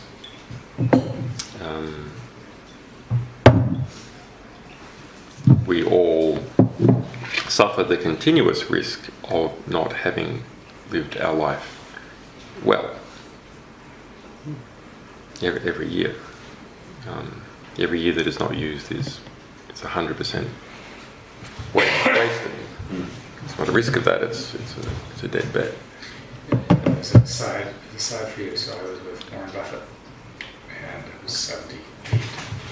And I said, what are you up to? He said, this next year will be the best year of my life. It's okay. I need to go to the restroom. Just go upstairs. Awesome. And so I said, okay. He's obviously playing with me. So we figured it out. That if you're 76, the next year is going to be the best year of the rest of your life. Because at some point, there's going to be a year where it's not going to be so good, and then you're going to be dead. And so I love that, right? This next year is going to be the best year. Julie, how do you feel about photographs for the book? Do you mind if I take snapshots of you guys just working? How do you? You can see them. Nothing's, but they're up to you. I would just take like shots this way and maybe shots that way. Who doing what exactly? You guys talking, just conversation. That's all right. Yeah. Using my X95 camera. Yes, exactly. It's a very high-tech operation. Just don't say anything anti-Semitic in the next few months. Anti-Semitic. We would never say anything anti-Semitic. No, just the last this Russian journalist came over and took a photo with me, and then he's a sort of, his name's Israel Shamir actually. He's as Jewish as can possibly be, but he converted Russian Orthodox and is very, very anti-Judaism. And so he then put this thing out in Russian Reporter or something with his photo with me, and then I started to cop it, like in the most unbelievable way. You and I both understand the costs of negative publicity. This is just a joke, but I know you have been well tested. I am very well tested, very well vetted. Where are you going? It's not supposed to be staged. I Try to look proper, get your act together. Now you messed up my picture. Oh, sorry. Okay. Anyway, one of the other sort of, I think one of the criticism that is constant is that damage has occurred because of WikiLeaks. I can't find it yet. Do you have a reason? Well, it's a rhetorical trick. Okay. So You understand why I'm asking? yeah, there's a I'm trying to understand the case against your vision. Yeah. There's a Obviously, we're sympathetic to, so. up until Collateral Murder, we were a cause célèbre in the United States. Actually, we're still a cause célèbre, but it's in a smaller libertarian or left-wing Yeah. Yes. or libertarian right-wing community now. But and across, according to Reuters, across 24 countries, we have 3/4 support of the general population of 24 countries. It's the worst in the United States. So we have support over 40% of the population, which is pretty good actually, considering what's been happening. So, as a result of embarrassing the US military and the diplomatic class, we have had a counterattack, and that counterattack is significant. This is a very significant power group, and it's a power group that is not just at the top of the White House. It's not just a few generals. Rather, it is all the people connected to and profiting from that system, and that's about a third of the US population. So, all the way from Chelsea Clinton down to someone in the gutters of San Antonio whose brother is deployed in Iraq. There are 900,000 people in the United States with top secret security clearances at this moment. There are 2.5 million that have classified security clearances. If we go back over the past 20 years and ask how many people had security clearances, maybe it's, 15 million. If you then go and look at all their spouses and business partners and children, we're looking at something like 30% of the population of the United States is 1 degree removed from that way of living and that ideological structure and that patronage system. So it's quite difficult in the United States to say something that is against that system. And the New York Times has found to its peril when it tries to speak out against it. And so in its relationships with us, when it published material, had to react very defensively in a way to someone outside the United. I think even traditional US journalists think this. It is sickening to see a newspaper of any strength saying literally how pleased those words the White House was with its behaviour. So if we look at the attacks on us, they always talk about the words placed people at risk. But risk relative to what? Right now, we are at risk of a meteorite passing through the roof of this house and killing us all. That is a risk, it is true. But is it a proportionate risk? Is it a risk that is significant enough that is even worth speaking about? Well, the answer is no. Similarly with the word possibility. There's a possibility a meteorite could descend on us all in this moment, but it is not a probability. So these rhetorical tricks are often used by people who are making their argument in relation to security, that there is a risk of something, there is a possibility of something. What has to be done is people need to engage in sort of intellectual defense against manipulation by rhetoric, by understanding that if someone mentions that there's a risk without saying the risk is higher than crossing the road, or the risk is twice that of being stung by a bee, then you must ignore it. Similarly with possibility versus probability. Yeah, I can do all of this in my head too. Are there examples where a positive outcome that can be directly traced to WikiLeaks in the political sphere that you would want to highlight? Something, a specific, tangible, positive outcome. Well, the most significant one seems to be the Arab Spring. And you would argue WikiLeaks was a clear... Well, Amnesty International did in its latest report, and Tunisian professors did. Because of my direct involvement, it would be unseemly for me to argue that directly. And I'm not certain about directly. I am certain that we affected it and were deeply involved in it. I'm certain that we influenced it. And that is really something of great moment.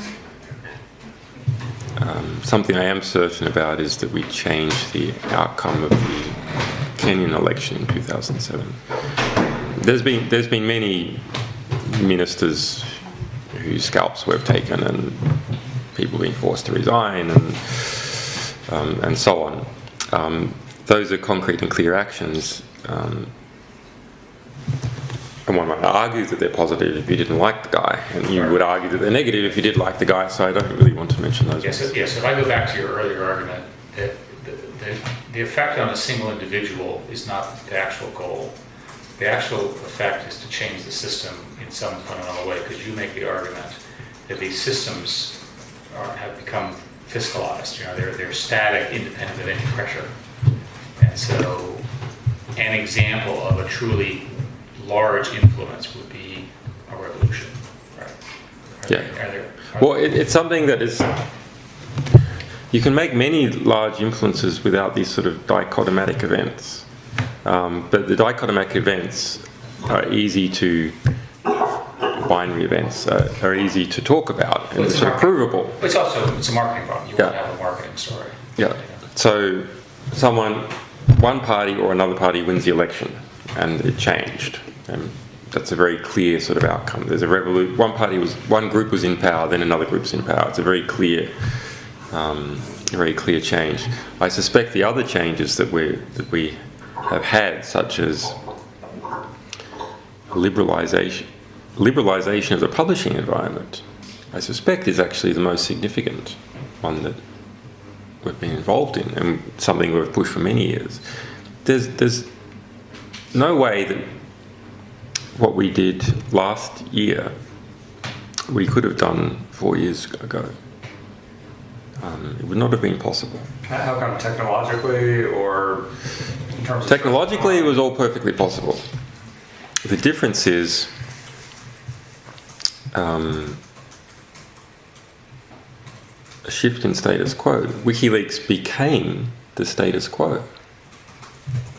So, and that wasn't always so. During the first 2 years, we were battling for whether we were something that was acceptable to be on the internet or not. After 2 years, and especially after the Bank Julius Baer case, where we were involved in a big legal case in San Francisco. On the one hand, us. On the other hand, the largest private Swiss banking concern, Bank Julius Baer, that was trying to shut us down, which we conclusively won, and cost them their US IPO as a result.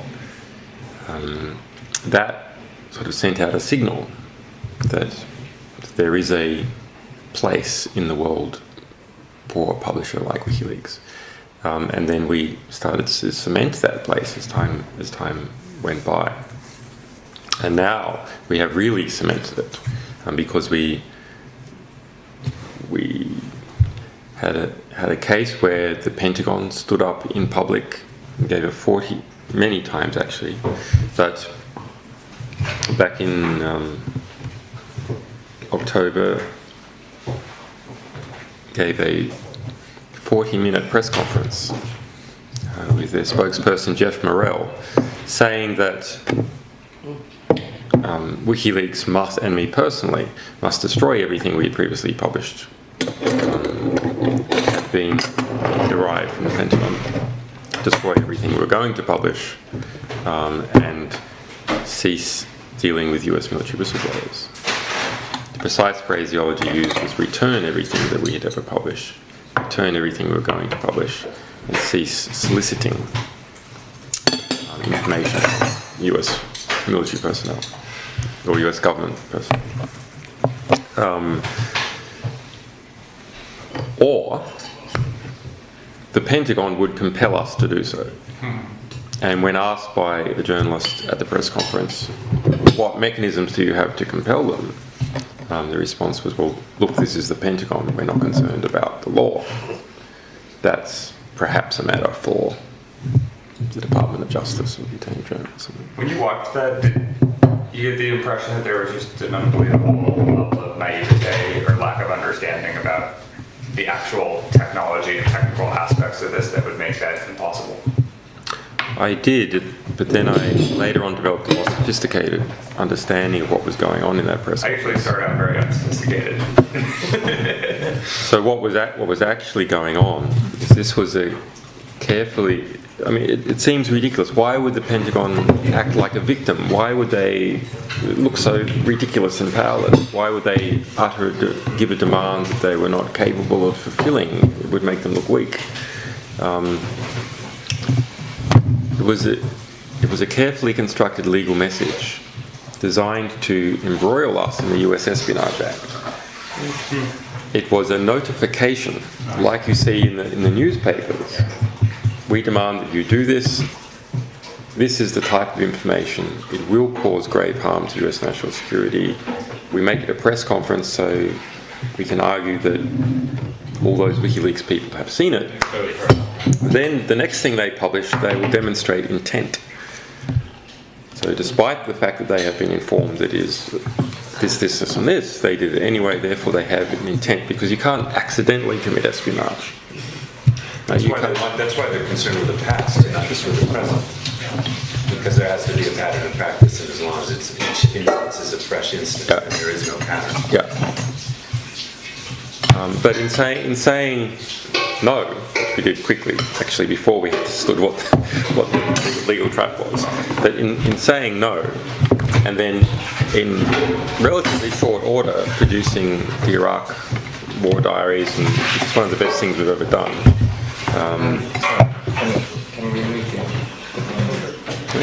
What about the? Okay.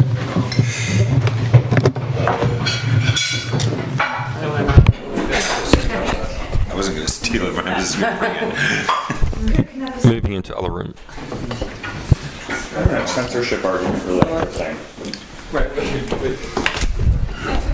Increasingly using WikiLeaks information as a source, and done, sometimes done without even mentioning that it was a source. Sometimes, it's Well, they don't do it- it's a they don't do it so much sociology of anymore. information, which is In the fascinating. beginning, they wouldn't. Now they do. It Right. gives them more prestige now to say that it came from us than to. I know. Funny, isn't I it? know, it is. You It did also is, work for it a is. war reporter.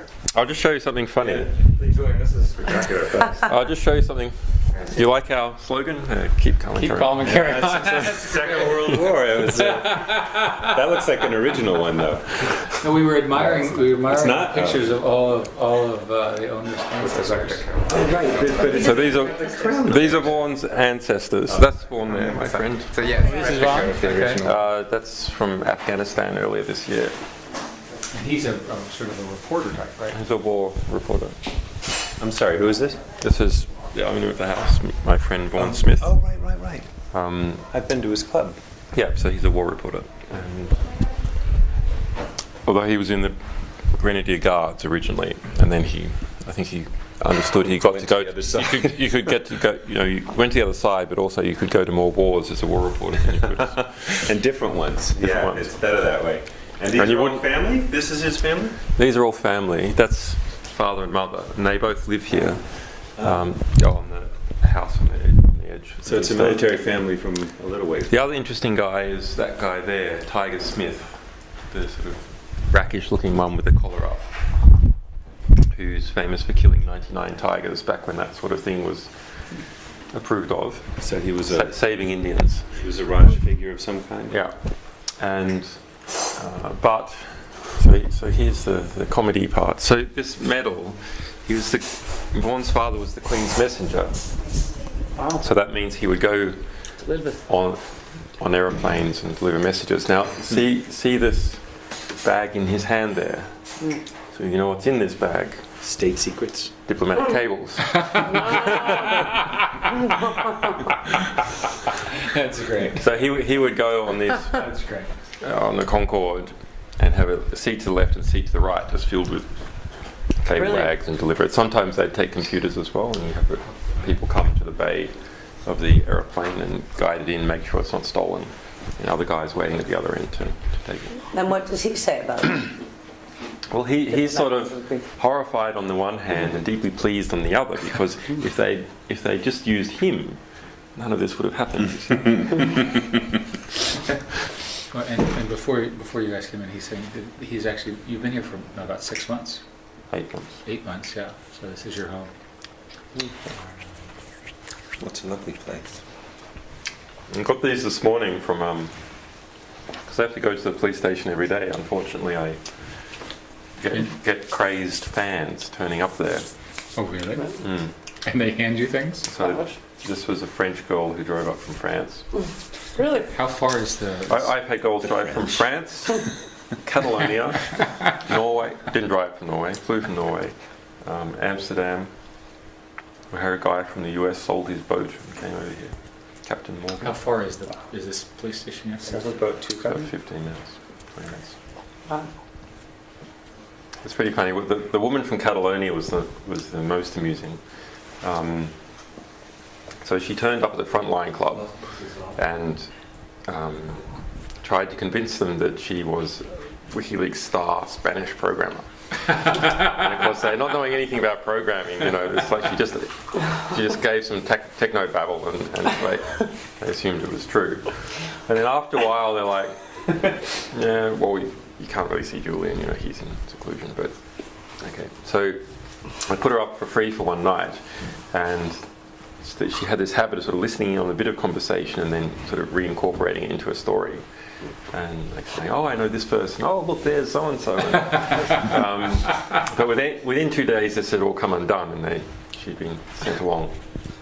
And then 2 weeks later, there's a phone call saying, "Oh, so 2 weeks later, I'm here, and the police come to the door, and they're saying, 'Do you know Ruth?' Ruth who? Your fiancée?" No. Well, she stayed at this property all night, and she says that you were going to pay the taxi bill. And I'm like, "What taxi bill?" So it turns out that she had come from Catalonia to London, got a black cab from London to here, £500. She had £50. Convinced the taxi driver that her rich, famous fiancé would pay for it. They were just in a bit of a dispute at the moment, but it was sorted out in the morning. Then she had gone to the edge of the property and convinced them that she was my fiancé, and the taxi driver wouldn't go because he wanted his money. The people at the edge of the property put them both up for the night. At what point do you just pay her for the creative vision? It's the entertainment. I mean, it's just so creative. It's almost impressive. And then she was eventually arrested for fare evasion, because no one going to pay the bill. Bailed to appear on February 14, Valentine's Day. With bail conditions that she couldn't appear in Norfolk, so she flew back to Catalonia. But then we see that on her Facebook page she's still going on about how in love she is, and that these terrible women that lived here prevented her from coming in contact with her. Oh my goodness. Proving that everything on the internet is absolutely true. Every single fact. Especially Facebook. Especially Facebook. Everything is true.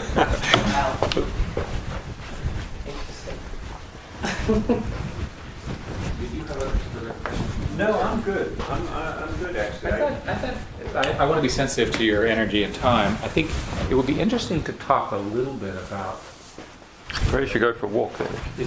Yeah, it'd be nice. It'll be interesting. I'm not sure. It'll be interesting to talk about the various sort of what if scenarios, right? Because that's where we're very interested. This is Jared and I do this all the time. What are some scenarios that could play out? Try to actually think about it. You have all these different actors and players. You obviously think about it. You're basically a physicist, right? You think about it that way, right? So, Well, actually, in thinking about what if scenarios, Going for a walk. I think there's actually it can actually be useful to think what if in the past. Like while we were sitting there, one of our chapters looks at intervention in the context of a futuristic genocide. But I think it's actually a more useful conversation in terms of understanding the role that WikiLeaks could play in a situation like that to ask, in 1994, had the technological state of the world today been the technological state of the world today been the technological state then, and WikiLeaks was around during the Rwanda genocide, what might have changed? How might things have been different? Just wondering if the weather will change. yeah, the weather. Welcome to British weather. Well, the cloud will move. The Rwandan genocide. Yes, I think it would have been. I think it would have been a bit different if they had internet and number of phones in Rwanda. I think the message would have come out more, although maybe not that much. I mean, in the Congo, We should take all the bad things happening in the Congo aren't really getting much traction in Yeah. the West. That's a fantastic tree. It keeps us totally dry. That's good. And I guess, I mean, that's sort of, there's a larger what if question here, which is, you know, it's part what if and part why. Like, why haven't there been people in places like Iran or North Korea or Congo, you know, releasing documents in the same ways as there have been, say, in, you know, Western democracies? Well, we have actually. We did have gotten a bit of material from Iran, actually. I think it's not that easy to do a WikiLeaks. In a combination of technicalities and reputation and funding and so on, it's not that easy to do. And we don't. That's keeping reputation. Right. I just wanted to make sure that was what you were But let's thinking. ask the question bluntly. So why are you not getting enormous numbers of anonymous USB drives about the bad documents in African countries that are run by these evil dictator types? We have. Don't you think that everyone would be incentivized to use you? Shouldn't they? We have gotten some decent African stuff, decent East Timorese stuff, lots of decent Latin American stuff. Is it because these governments don't write down as much of the stuff? They're not as networked. Okay. Some of them, like the Tanzanian government, use Kiswahili. They don't use English as their governmental language. A lot of it is to do just whether they perceive that WikiLeaks is a political actor within their country. So for East Timor, once we started doing a little bit of East Timor, we got a lot more East Timor, and then the sort of flood opened up, and it just became routine for them to give us material. But they need to perceive that we are part of the community. For Russia, I think the small amount of material that we've released about Russia, although now we have this RU leaks that has been doing pretty well, but historically the small amount of material that we've been releasing for Russia is actually a positive sign, in that the Russian internet sphere is actually very vibrant, and so it's just there. It's amazing. yeah, so it feels that, you know, it doesn't look outside so much. Why would it look at an English language website like WikiLeaks? I mean, it has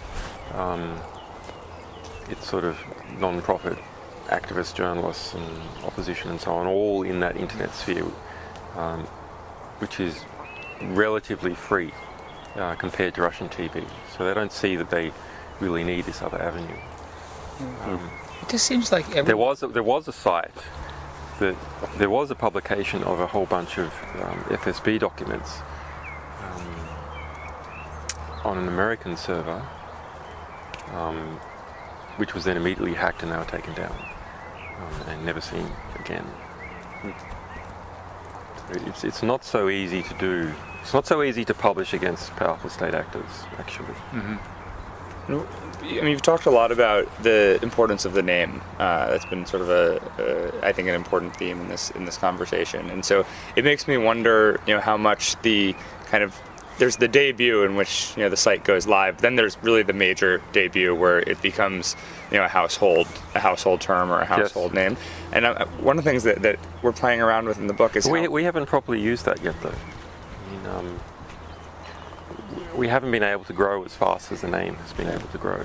But even so, people know what WikiLeaks is, and I wonder, you know, had the first batch of, you know, documents that you received been from, say, an Iran or from a North Korea and released, if the world would have looked at it as a whistleblowing platform. It did. The world did up until we started producing a high volume of US military stuff. We were producing thousands of pages of US military stuff back in 2007. and nobody noticed. Because, That's interesting. Because of collateral damage videos. Well, people noticed the Guantanamo stuff, but not to the household name. We were a journalistic name pretty quickly, actually. And in the techno part of the human rights community, we were a name pretty quickly. and we were in the internet educated German and English-speaking publics, especially towards the crypto security end, we were named pretty quickly. So, for example, when we did a fundraising effort at the beginning of 2010 to May 2010, before Collateral Murder, we raised $1 million. So, for a new sort of new in terms of concept, non-profit journalism group to raise $1 million in $20 donations, that's almost completely unheard of. And we were doing that before Collateral Murder. So Collateral Murder made us into a worldwide household. No, not even Collateral Murder did, actually. Made us into a US household name. All these things started to stack up by the end of the year, and really it was the Pentagon's attack against us and the Swedish sex case, funnily enough, that then made us into a worldwide household name with 84% name recognition worldwide. Mm-hmm. That's interesting. Do you, so on the assumption that the current legal stuff is all resolved, the next few years are WikiLeaks. What happens with WikiLeaks? It becomes, I mean, again, we want to talk about, I mean, for us, T=0 is a year from now, right? So thinking a year from now, like the next year, does WikiLeaks just become bigger, more donors, more technology? You can change it in some way? But there's lots of changes. I think this idea I have about how to structure intellectual information is important, and we will overlay that. So that's actually part of your plan that you're talking about. Okay. When you do have a presence, when you have such public recognition, you have the luxury of being able to take fairly complex intellectual ideas and push them up. Like that would normally take a long time to sort of organically get traction, like some did with Java as an example. So it would take a long time to organically get traction, but you can put your weight behind them and push them up. So we have some of those moves we can make. But also I've seen that it's very difficult for us to be a command and control organization. And you spoke about the difficulties that you had to learn with Novell. But for us as an organization, like a command and control organization with a leadership and people who carry out tasks, we're in a position where we have the full force of the superpower and its investigative organs and the rest of NATO operating against us, bribing people, monitoring communications, etc. So that means that for us, any little psychological weakness in our people, any friction between our people can lead to those forces plucking them off. Oh, you could be infiltrated even. Yeah. I mean, in theory. Or infiltrated. The plucking off, I think, is a bigger problem. But no, but I mean, yes. But the forces opposed to You're you. right. The infiltration. No, but the forces opposed to you, they will think, okay, this is a foreign actor. Let's send our agent in. Become a member. Discover all their secrets. That's You're right. Think, I mean, we are aware of that problem, and so we investigate people and all this stuff. But what that means is it has tremendously slowed down our growth. Because you can't just put an ad out and say, we want you to have these skills and come into the office. It is absolutely impossible. So growth is constrained in that way. But there's another way of leading, and that's leading through values instead of command and control. And when you lead through values, you don't need to trust people. And values, and the number of people who can adopt a value, there's no limit on the speed of adoption. It will happen very, very quickly. As it's not supply in terms of the employer supply limited, rather it's demand limited. As soon as people demand the value, they can adopt it. I say that the way I express that is that the power of an idea is underappreciated. Right? But if you can get the idea inserted correctly, then millions of people. Right? So my comment would be, that the deeper ideas that you're talking about they're either not understood or they're being fought by misinformation. Right? You know, as you said, it's a clever use of words to turn against you or what have you. So you have, I think, a challenge to get the deeper arguments that you've made to us heard over all these other forces.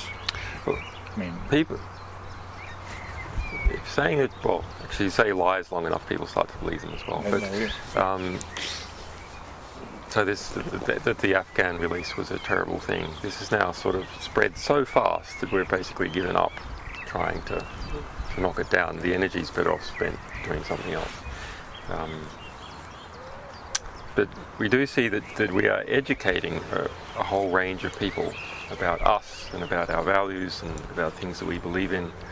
And now what is happening is that these people are finding each other across the world and across states. And so we are creating our own computational network of human beings that we can think in the same way, that sort of on a point-to-point basis can trust each other. And so we started out last year in a position where we had this big confrontation with the State Department and the Pentagon at the same time, where one of our few claims to success is that we've managed to get the Pentagon and the State Department to cooperate. Where they as internally were highly organized. They have their contact sheets, they have an internal mail system, and they have a command and control structure where they can task people and recruit resources for things. And they have people available to spend on us. Maybe there's 10,000. So that's, in that particular case, the people that are pushing against us. On the other hand, on our side, we have millions of people around the world who support us and support our values, who are, on the other hand, traditionally completely atomized. There's no command and control structure. They're not able to effectively coordinate with each other and so on. So that's the starting condition. But of course, an organization starts to form with these people as they find each other locally and as they discover each other. And they become optimized. That network of nodes starts linking up and becoming more and more efficient at comprehending its environment, planning for action, and then acting. So there's some plans we have to potentiate that. So they're probably out by then. So we're going to take these graphs of several million supporters, and do you know what simulated annealing is? So when you have an alloy, rather when you're trying to make an alloy of two different metals, and the idea is you put these metals together and you mix them together, and they settle, the molecules of the two different respective metals settle into an arrangement with each other where they are in the sort of tightest attraction to each other, the lowest energy state. And to get them into this state can be quite hard, because if one molecule might be buddied up with another to its left, but the strongest arrangement might be if it joins the molecules to its right. But it's already close to the ones to its left, so it has to it needs a kick to get out of the position it's in and into this new position. And so this is called annealing, and you'll see that when people are making these alloys, they will melt the metals together, pour them, and then let them cool a bit, and then heat them up a bit, let them cool a bit, heat them up a bit, not so much each time. And they might even do things like smack them and hit them, so they might actually physically smash them. So we have this system we are developing where we will put all these people into a network which we will anneal using a simulated annealing method, so that there is the tightest possible human arrangement between these million people. Around the set of principles. Around the set of principles, that's the unifier. I see. And then we have an efficient computational, in terms of human computation, efficient computational network which can observe, plan, and act. So another criticism, I think, is with respect to WikiLeaks, you were careful, according to reports, to work to redact sensitive information. As I understand it, there was an editing process. Somebody had to build a specialized search engine because the documents were so complicated. There was a fairly lengthy review period with the mainstream media, et cetera, et cetera, et cetera. And that's all, I think, fairly well documented. Now imagine another person, not you, who does not have the same values, but has the same technology, because the technology is obviously copyable. What happens when there's more of them than there are of you? Or one of them and one of you? Sources. So who holds WikiLeaks accountable? We have our values. How do people see whether we're sticking to our values or we've betrayed our values? How do people, maybe they don't like our values, maybe they do like our values. How can this human economic ecosystem discipline us or encourage us in particular directions? So sources speak with their feet. If sources believe that we are going to protect them and that we're going to have high impact for the material, they will simply give us material instead of giving it to someone else. So that's one way in which we are disciplined by the market of sources. So it's a selection bias, basically. Yeah. So the question is, well, could sources pick another group that were going to publish without any harm minimization procedure at all? Well, the answer is yes, but one has to understand the primary reason we engage in harm minimization procedures. It's not actually because material we will release will have a reasonable risk of producing harm as a result of disclosure. That's very rare. Rather, there is actually a probable risk that if we don't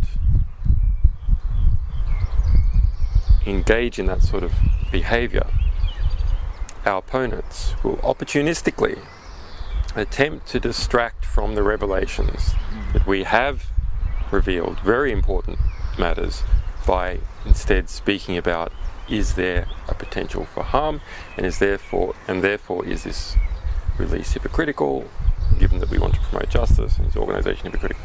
So a lot of the procedures that we engage in, it's not merely to try and minimize risk to people who might be named in material. Rather, it is to minimize risk that opportunists will reduce the impact of the material when it's released. So it's part of the impact maximization that we're doing, is to prevent this type of attack on what we publish. So from that point of view, intelligence sources will understand that we do that in order to maximize impact. Now that said,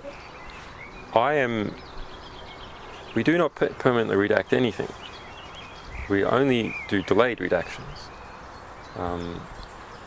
So we delay until the security situation has changed and we can release this. And I think that is an important difference to what... So is it fair to say, I'm not trying to put words in your mouth, that eventually the things you redacted will be they will all be made available? All be made available. But that's a different question, actually, I think, from what you were asking, which is, what if the same process and technology... So I'm getting to that. But it disturbs me greatly. It is and we have all sorts of other projects about syndicating our submission system to third parties and so on. But it disturbs me that we are redacting at all. It is a very, very dangerous slippery slope.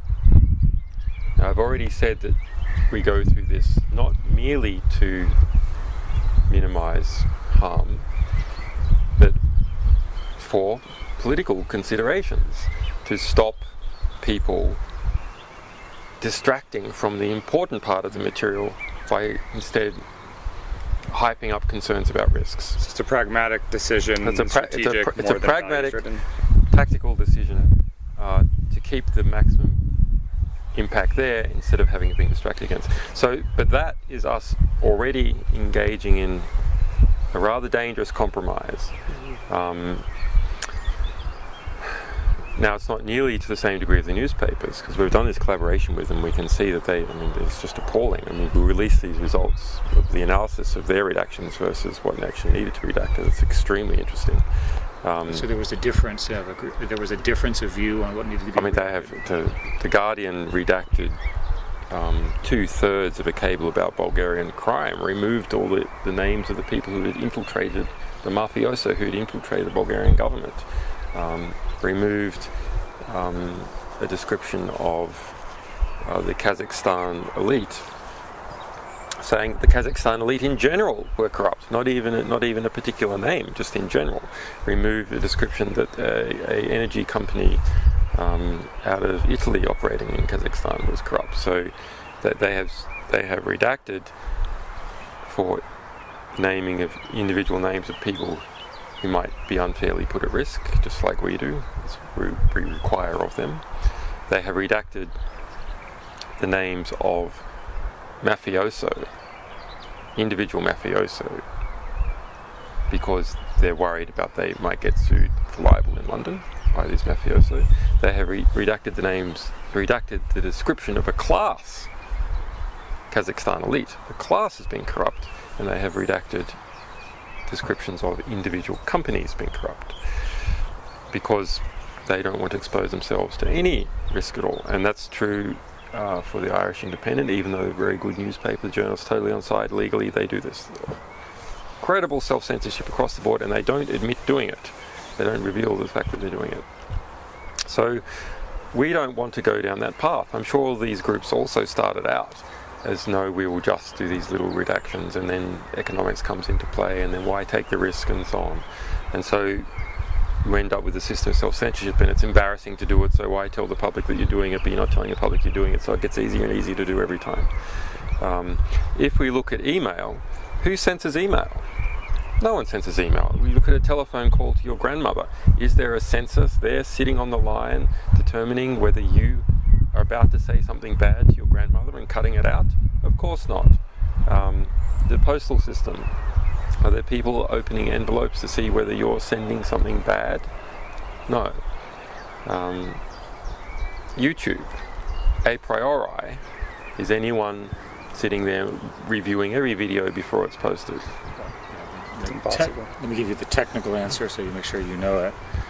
We can't review every submission, so we basically, the crowd marks it if it's a problem, and then there's but post-publication. Post-publication. So once it's out, people can take copies, and it could be spreading everywhere. And what happens is the takedown, we get into trouble because various players want us to do pre-publication review. But with 48 hours of YouTube video coming in every minute, we can't mechanically do it, right? So there is, if somebody posts something wrong or evil or a violation of law, or whatever, there is a gap, hopefully short, between the time it's published and then marked for further review against our policies. And the policies are well specified in the document. Yeah. It's pretty high bar, though, but to take stuff down. It's not just wrong as in like factually wrong. But under the way these things work, commercial websites have it. We can decide what we want to allow, what we don't. We have a set of criteria. You can see them, you can read them. So we don't want, we want some kinds of videos and some other kind, and we don't want other kind of videos, and you can't violate copyright and all that kind of stuff. Well, I rather like what happened to Collateral Murder. So Collateral Murder was instantly got flagged up as, by our opponents, as rated over 18, so no one could see it directly on YouTube without logging in. But for an embed, they could see it just fine. And so my interpretation of this is that when there's an embed, someone else's brand is on the damn thing, and when it's not an embed, your brand is on it. Without knowing the specifics, all I can tell you is the system is responsive to the post-publication feedback.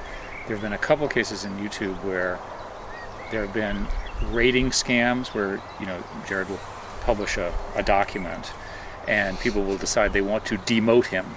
So they'll give him a lot of negatives because he's being attacked, and then he becomes unfairly lower ranked than he really should be. So these systems they're manipulable by pressure groups, and I would think that would be a constant. Sometimes by regimes. I mean, there's some autocratic regimes that will flag content posted by activists as inappropriate. Yeah, we've had stuff that we've posted or anti-Scientologists who've done. I think there were 5,000 Scientology videos were removed from YouTube when some lawyer claimed that they're all swore that they're all his copyright, etc. So we suffer because we do purely really political. I don't mean party political. I mean to do with this political sphere and how power is delegated. That's when we are political. Because we do deal with almost purely political material, there is such scrutiny on us that if we, at least at this moment, if we were to go to a publish first, pull later, they would go, oh well, it's too late. You put it all out there. Now there's 1,000 copies. Again, you have a different model, right? You require human editors. Well, it's a problem though. It is a severe problem because it means in terms of scalability, things are very hard for us, and so that's why we have this new syndication system where we're syndicating the editing to various non-profits. But you're fundamentally outsourcing the human judgment. Yeah.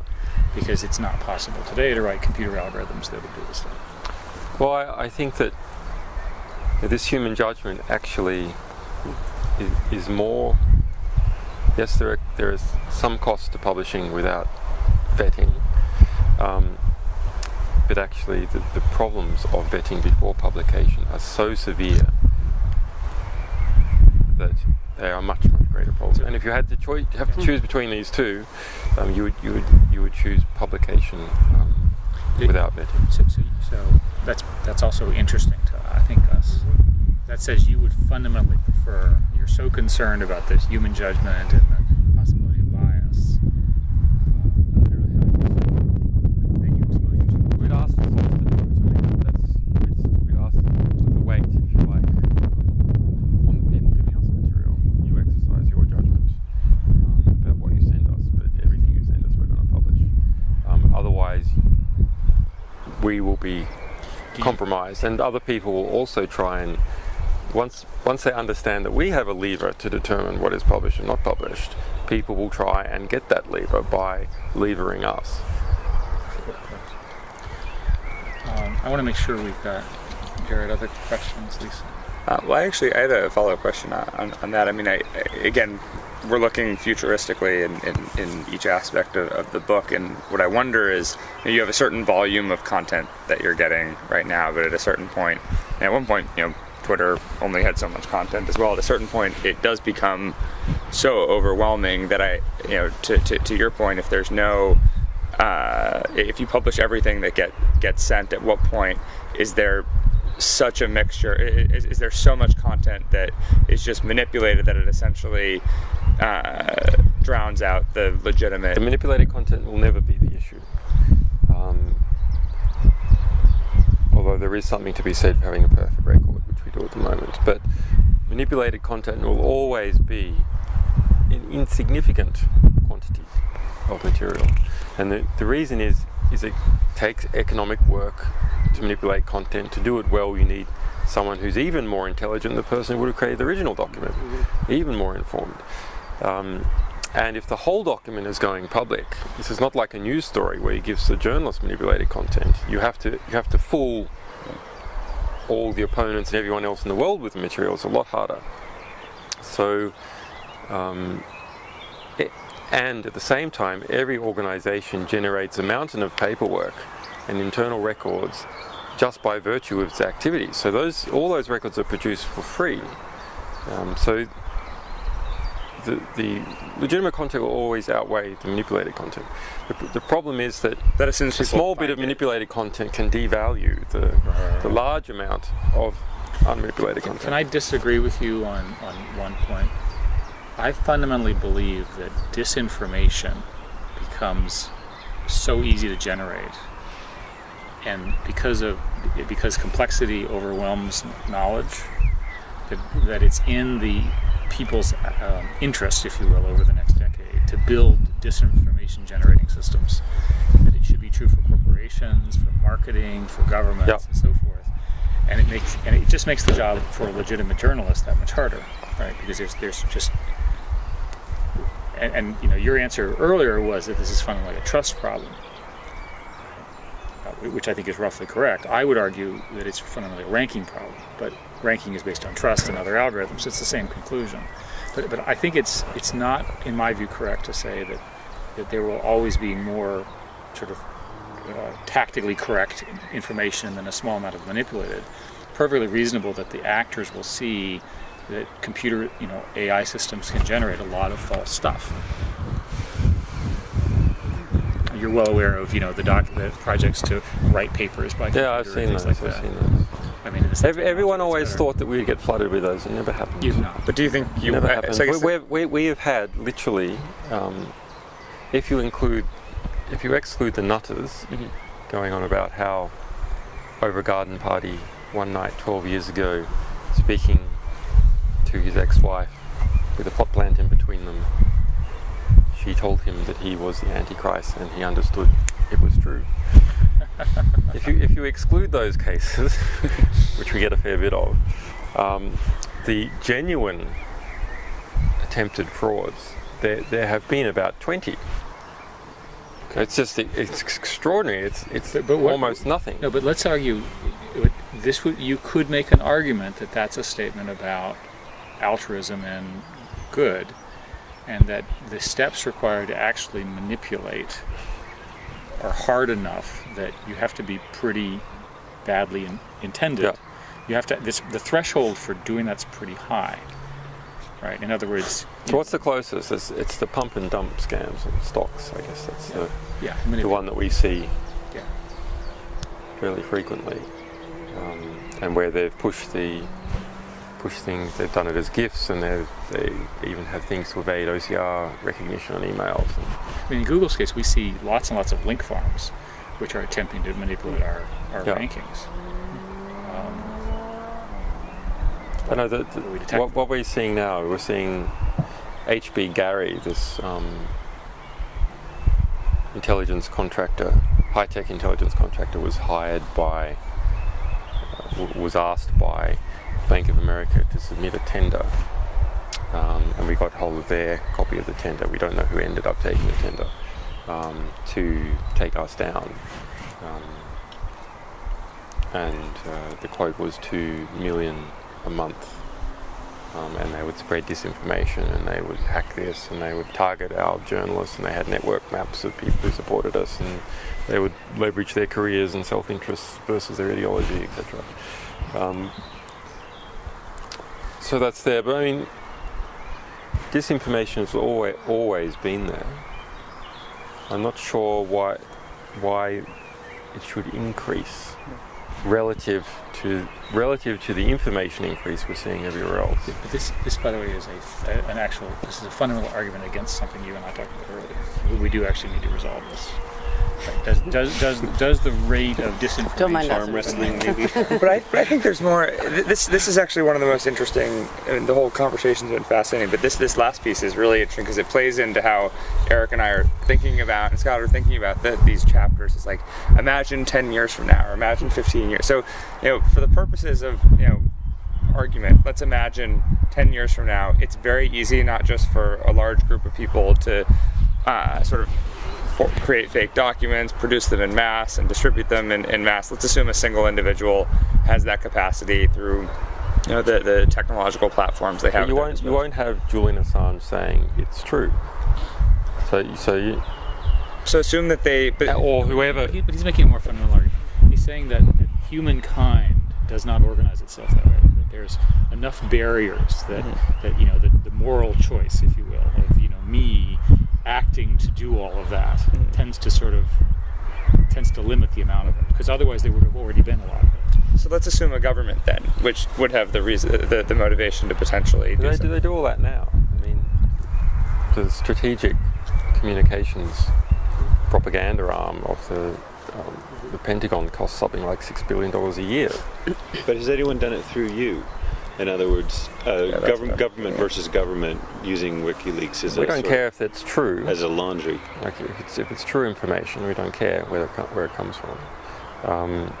Let people fight with the truth, and when all the bodies are cleared, there'll be bullets of truth everywhere. That's why. Then that does take your editorial capacity just back to verification. Right, because it's different than just saying It's we'll a different publish slippery everything. slope, but it's still a slippery slope. No, I think it's not at all. I think it's the whole intent. Let people fight with the truth. I mean, But they have to have, the argument is there has to be a choice algorithm. You have to have some way of knowing that you're dealing with a legitimate source, right? Right, And no, the I source understand needs to that, but have- that's why the and source ecology can choose the right, publisher. but that's why the ecology is biased against any society where you can't verify. Then those people are left on their own. WikiLeaks can't help them. WikiLeaks just says, when you get a good verification system, then we're good. Otherwise, good luck. Well, whatever. They're verifying documents, they're not but you have facts. No, they're verifying It takes sources. back to the They're not noise verifying- argument. we don't verify It's not sources. just We in the context of verify revolution that technology generates noise. the And here- documents are official Yeah. documents. Right, They're going to they're- be faced right, with they're more noise official in the future, and the documents, question which doesn't You do mean- a part isn't whether human verifying beings sources that you can't. prefer truth over fiction, but whether or not they can find the truth. But it's also amidst not all the verifying fiction. facts. But that's the core So question. it's not Yeah. about. It's not about verifying facts. Right. What's Well, that's Me yeah. on this. It's about That's truth. another argument. That's That's what I was saying. we have published. It's about verifying documents, not verifying truth. Exactly. No, We have published all the fake documents that we have received that were interesting.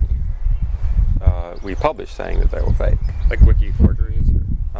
There's not that many to bother with, but because they're not fake in a meta level, they are true forgeries, right? So Very interesting in and of themselves. they're very, very interesting in and of themselves. And so one was attempt to influence the Kenyan election by saying that the opposition had signed a secret agreement with the Islamic minority to introduce Sharia law across Kenya. Sounds ridiculous, but actually it was carefully constructed. So how do you know if they're forgeries? Well, that one was hard because that was a carefully constructed document. We checked signatures and we found the real one, etc. That was hard work. Usually, it's not hard work. But it requires human capital to do, right? Usually, someone makes an elementary mistake, and there's also incentives for giving us. It's pretty disincentivizing to send us a forgery because we're perceived as being quite good at detecting them, and we make the whole document public. So why wouldn't you just give it to a newspaper? They don't make the document public, and you're dealing with people who don't have expertise in that domain. It's a lot easier to overcome them. Like I said- But anyway, this bigger issue you're talking about of, let's say you don't have authenticators like us. Authentication is hard. We can't authenticate the amount of material we're getting in.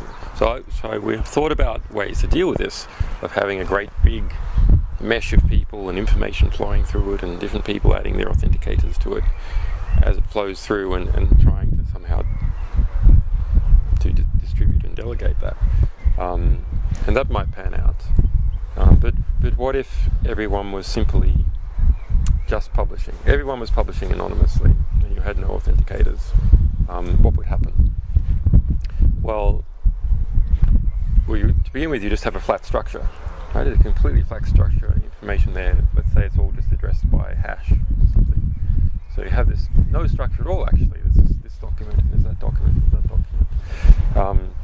And so you'll have people who want to influence making robots that put a whole lot of garbage everywhere. But it's not tied into any structure. So actually, how does anyone get to anything?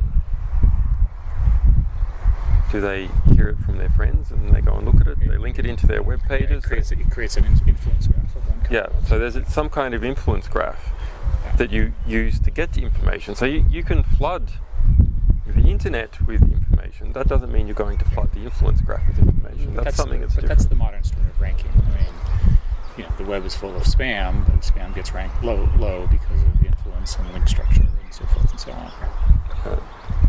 I think we should see if we can finish up.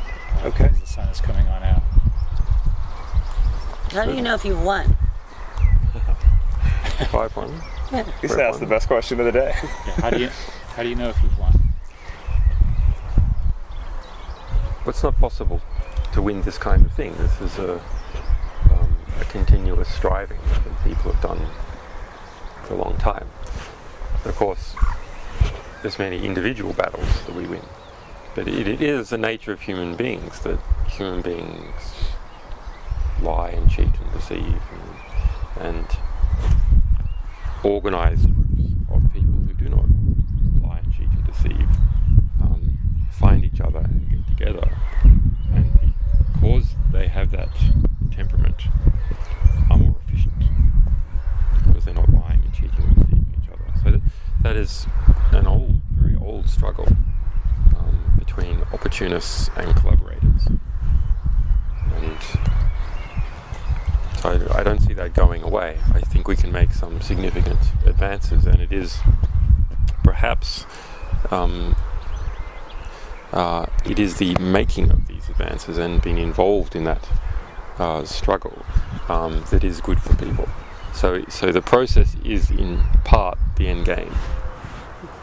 It's not just to get somewhere in the end, rather this process of people feeling it is worthwhile to be involved in that sort of struggle is in fact worthwhile for people.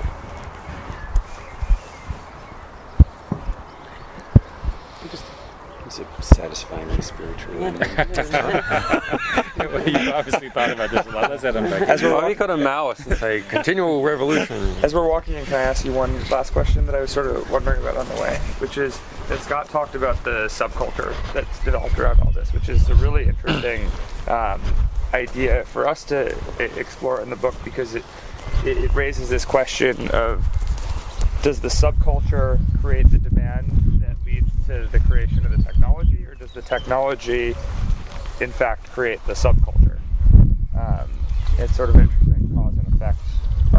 I think you can argue this from both sides, but I think the technology emits the subculture. So once you have a whole bunch of young people who can communicate their ideas and values freely, then culture arises naturally. So, and that culture comes out of, it comes out of experiences and harmonizing with other cultures and stuff already in the record, but it also just comes out of the temperament of young people.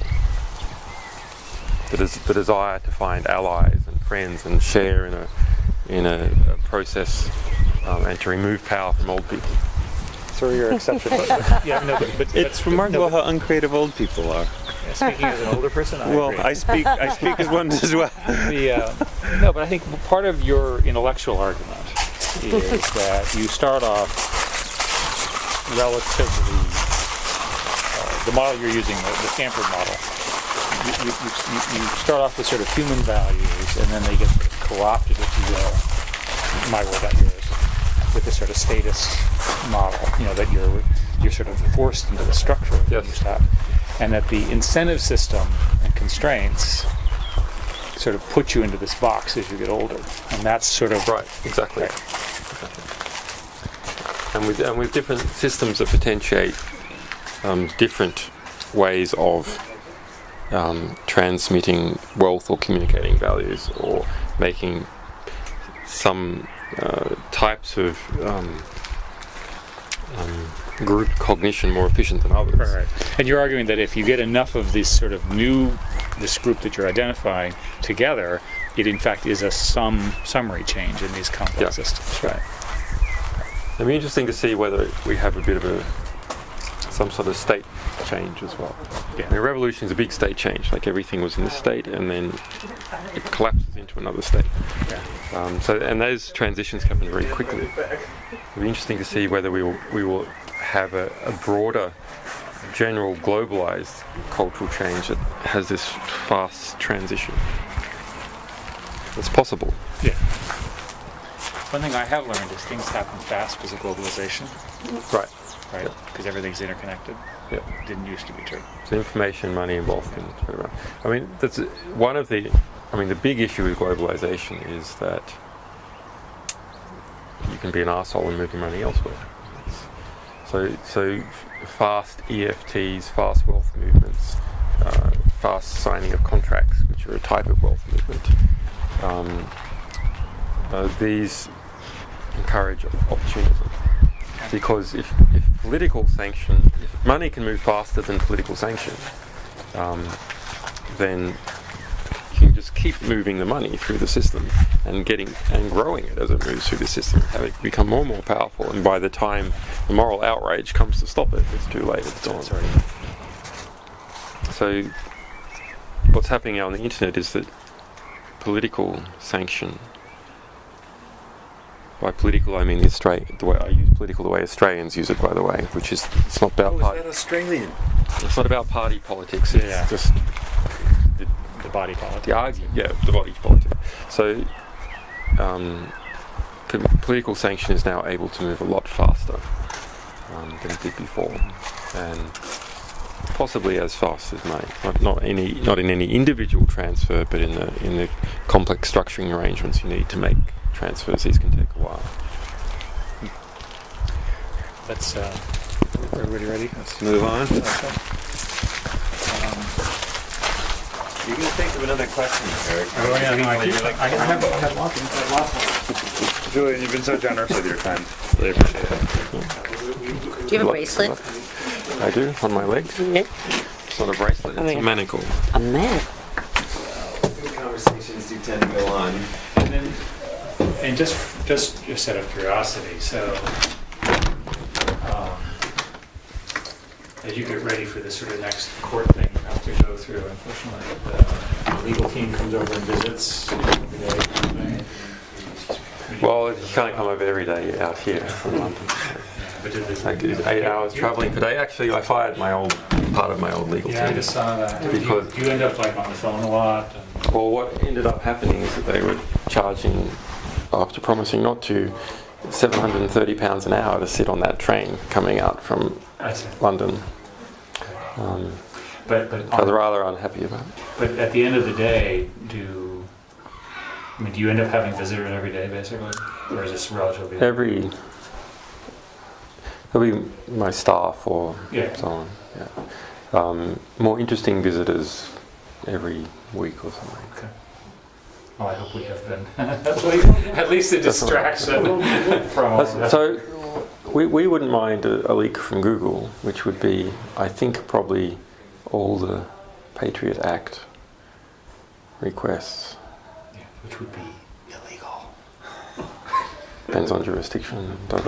We are a U.S. There's higher laws, First Amendment, you know. No, I've actually spent quite a bit of time on this question because I'm in great trouble because I've given a series of criticisms about Patriot 1 and Patriot 2. Because I think they're because they're non-transparent, because the judge's orders are hidden and so forth and so on. And the answer is that the laws are quite clear about Google in the U.S. We couldn't do it. It would be illegal. So we're fighting this case now with Twitter. We've done 3 court hearings now, trying to get the names of the other companies that fulfilled the subpoenas to the grand jury in the US. Twitter resisted, and so that's how some of us became aware. They argued that we should be told that there was a subpoena. I wasn't told, but... This is concerning you? Me personally. Yeah. But 3 other people were told. But we know there's at least 4 other companies. I can certainly pass on your request to our general counsel. Tell them to argue that we should be told. So your specific request is that Google argue legally that WikiLeaks as an organization should be informed, or any of the individuals. Or the individuals, if they are named in a FISA. Yeah. Okay. Yeah. I will pass that along. Great. And we'll see what comes back. And tell them to bring back all the other ones as well. We're into the restroom. Why don't we all sort of figure out what we're going to do next in a minute? But let's let Julian get back to actually running the empire. Yeah, no, he's good. You have the other thing is in terms of running WikiLeaks. I keep asking. I'm just curious. Running WikiLeaks, are you able? I mean, you have a staff, right? So you have to talk to them. Yeah. Right? You have to call them, and I mean, I assume you could do email and all that. No. I don't use email. because it's It's bugged. too dangerous. And encrypted email is possibly even worse because it's such a flag for endpoint attacks. It's like attack that endpoint, yeah, it's an encrypted. But we do have encrypting phones, and unfortunately they don't work in all countries. But the SMSs work in all countries. So, but when you speak with a staff member, it would be typically on the phone or in person? Typically in person. Typically in person, you'd ask them. I've kind of gotten like Osama bin Laden now. How big is the staff excluded? It's about 20 people. Yeah. But roughly then, if I were to describe it, people come and visit, you're using technology carefully to manage things, and you're well aware of people watching you and so forth. Given Yes. Yeah, and that's been true for a while. I think Yeah. in reading about it, Yeah. it's not. That's been true for at least a year and a. Well, there's been various times. I mean, one of our people was ambushed by a British intelligence in a Luxembourg car park in 2008, early 2008. So that was the first And what did they do? concrete. They followed him there to a supermarket, and when he came out of the supermarket, they were waiting by the car, and said,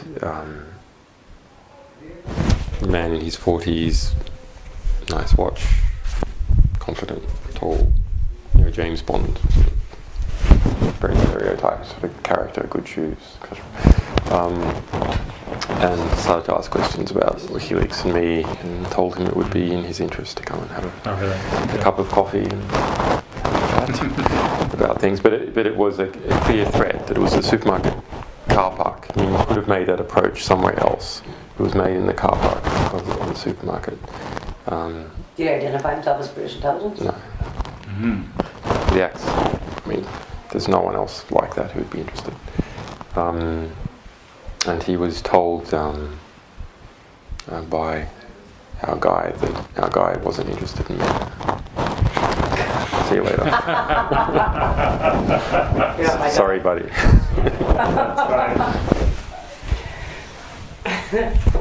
Now, how do we get the beginning part of what you have on tape to transcribe? How would you like us to? Well, we do that? should- Do you want to? How should we? Because he was kind enough. Hey, we should give it to you, and To might Les. give it to you now. Might be safe. If you don't mind, and then we'll transcribe and send it all back to you. Can we just FedEx you? Yeah. Yeah. Is that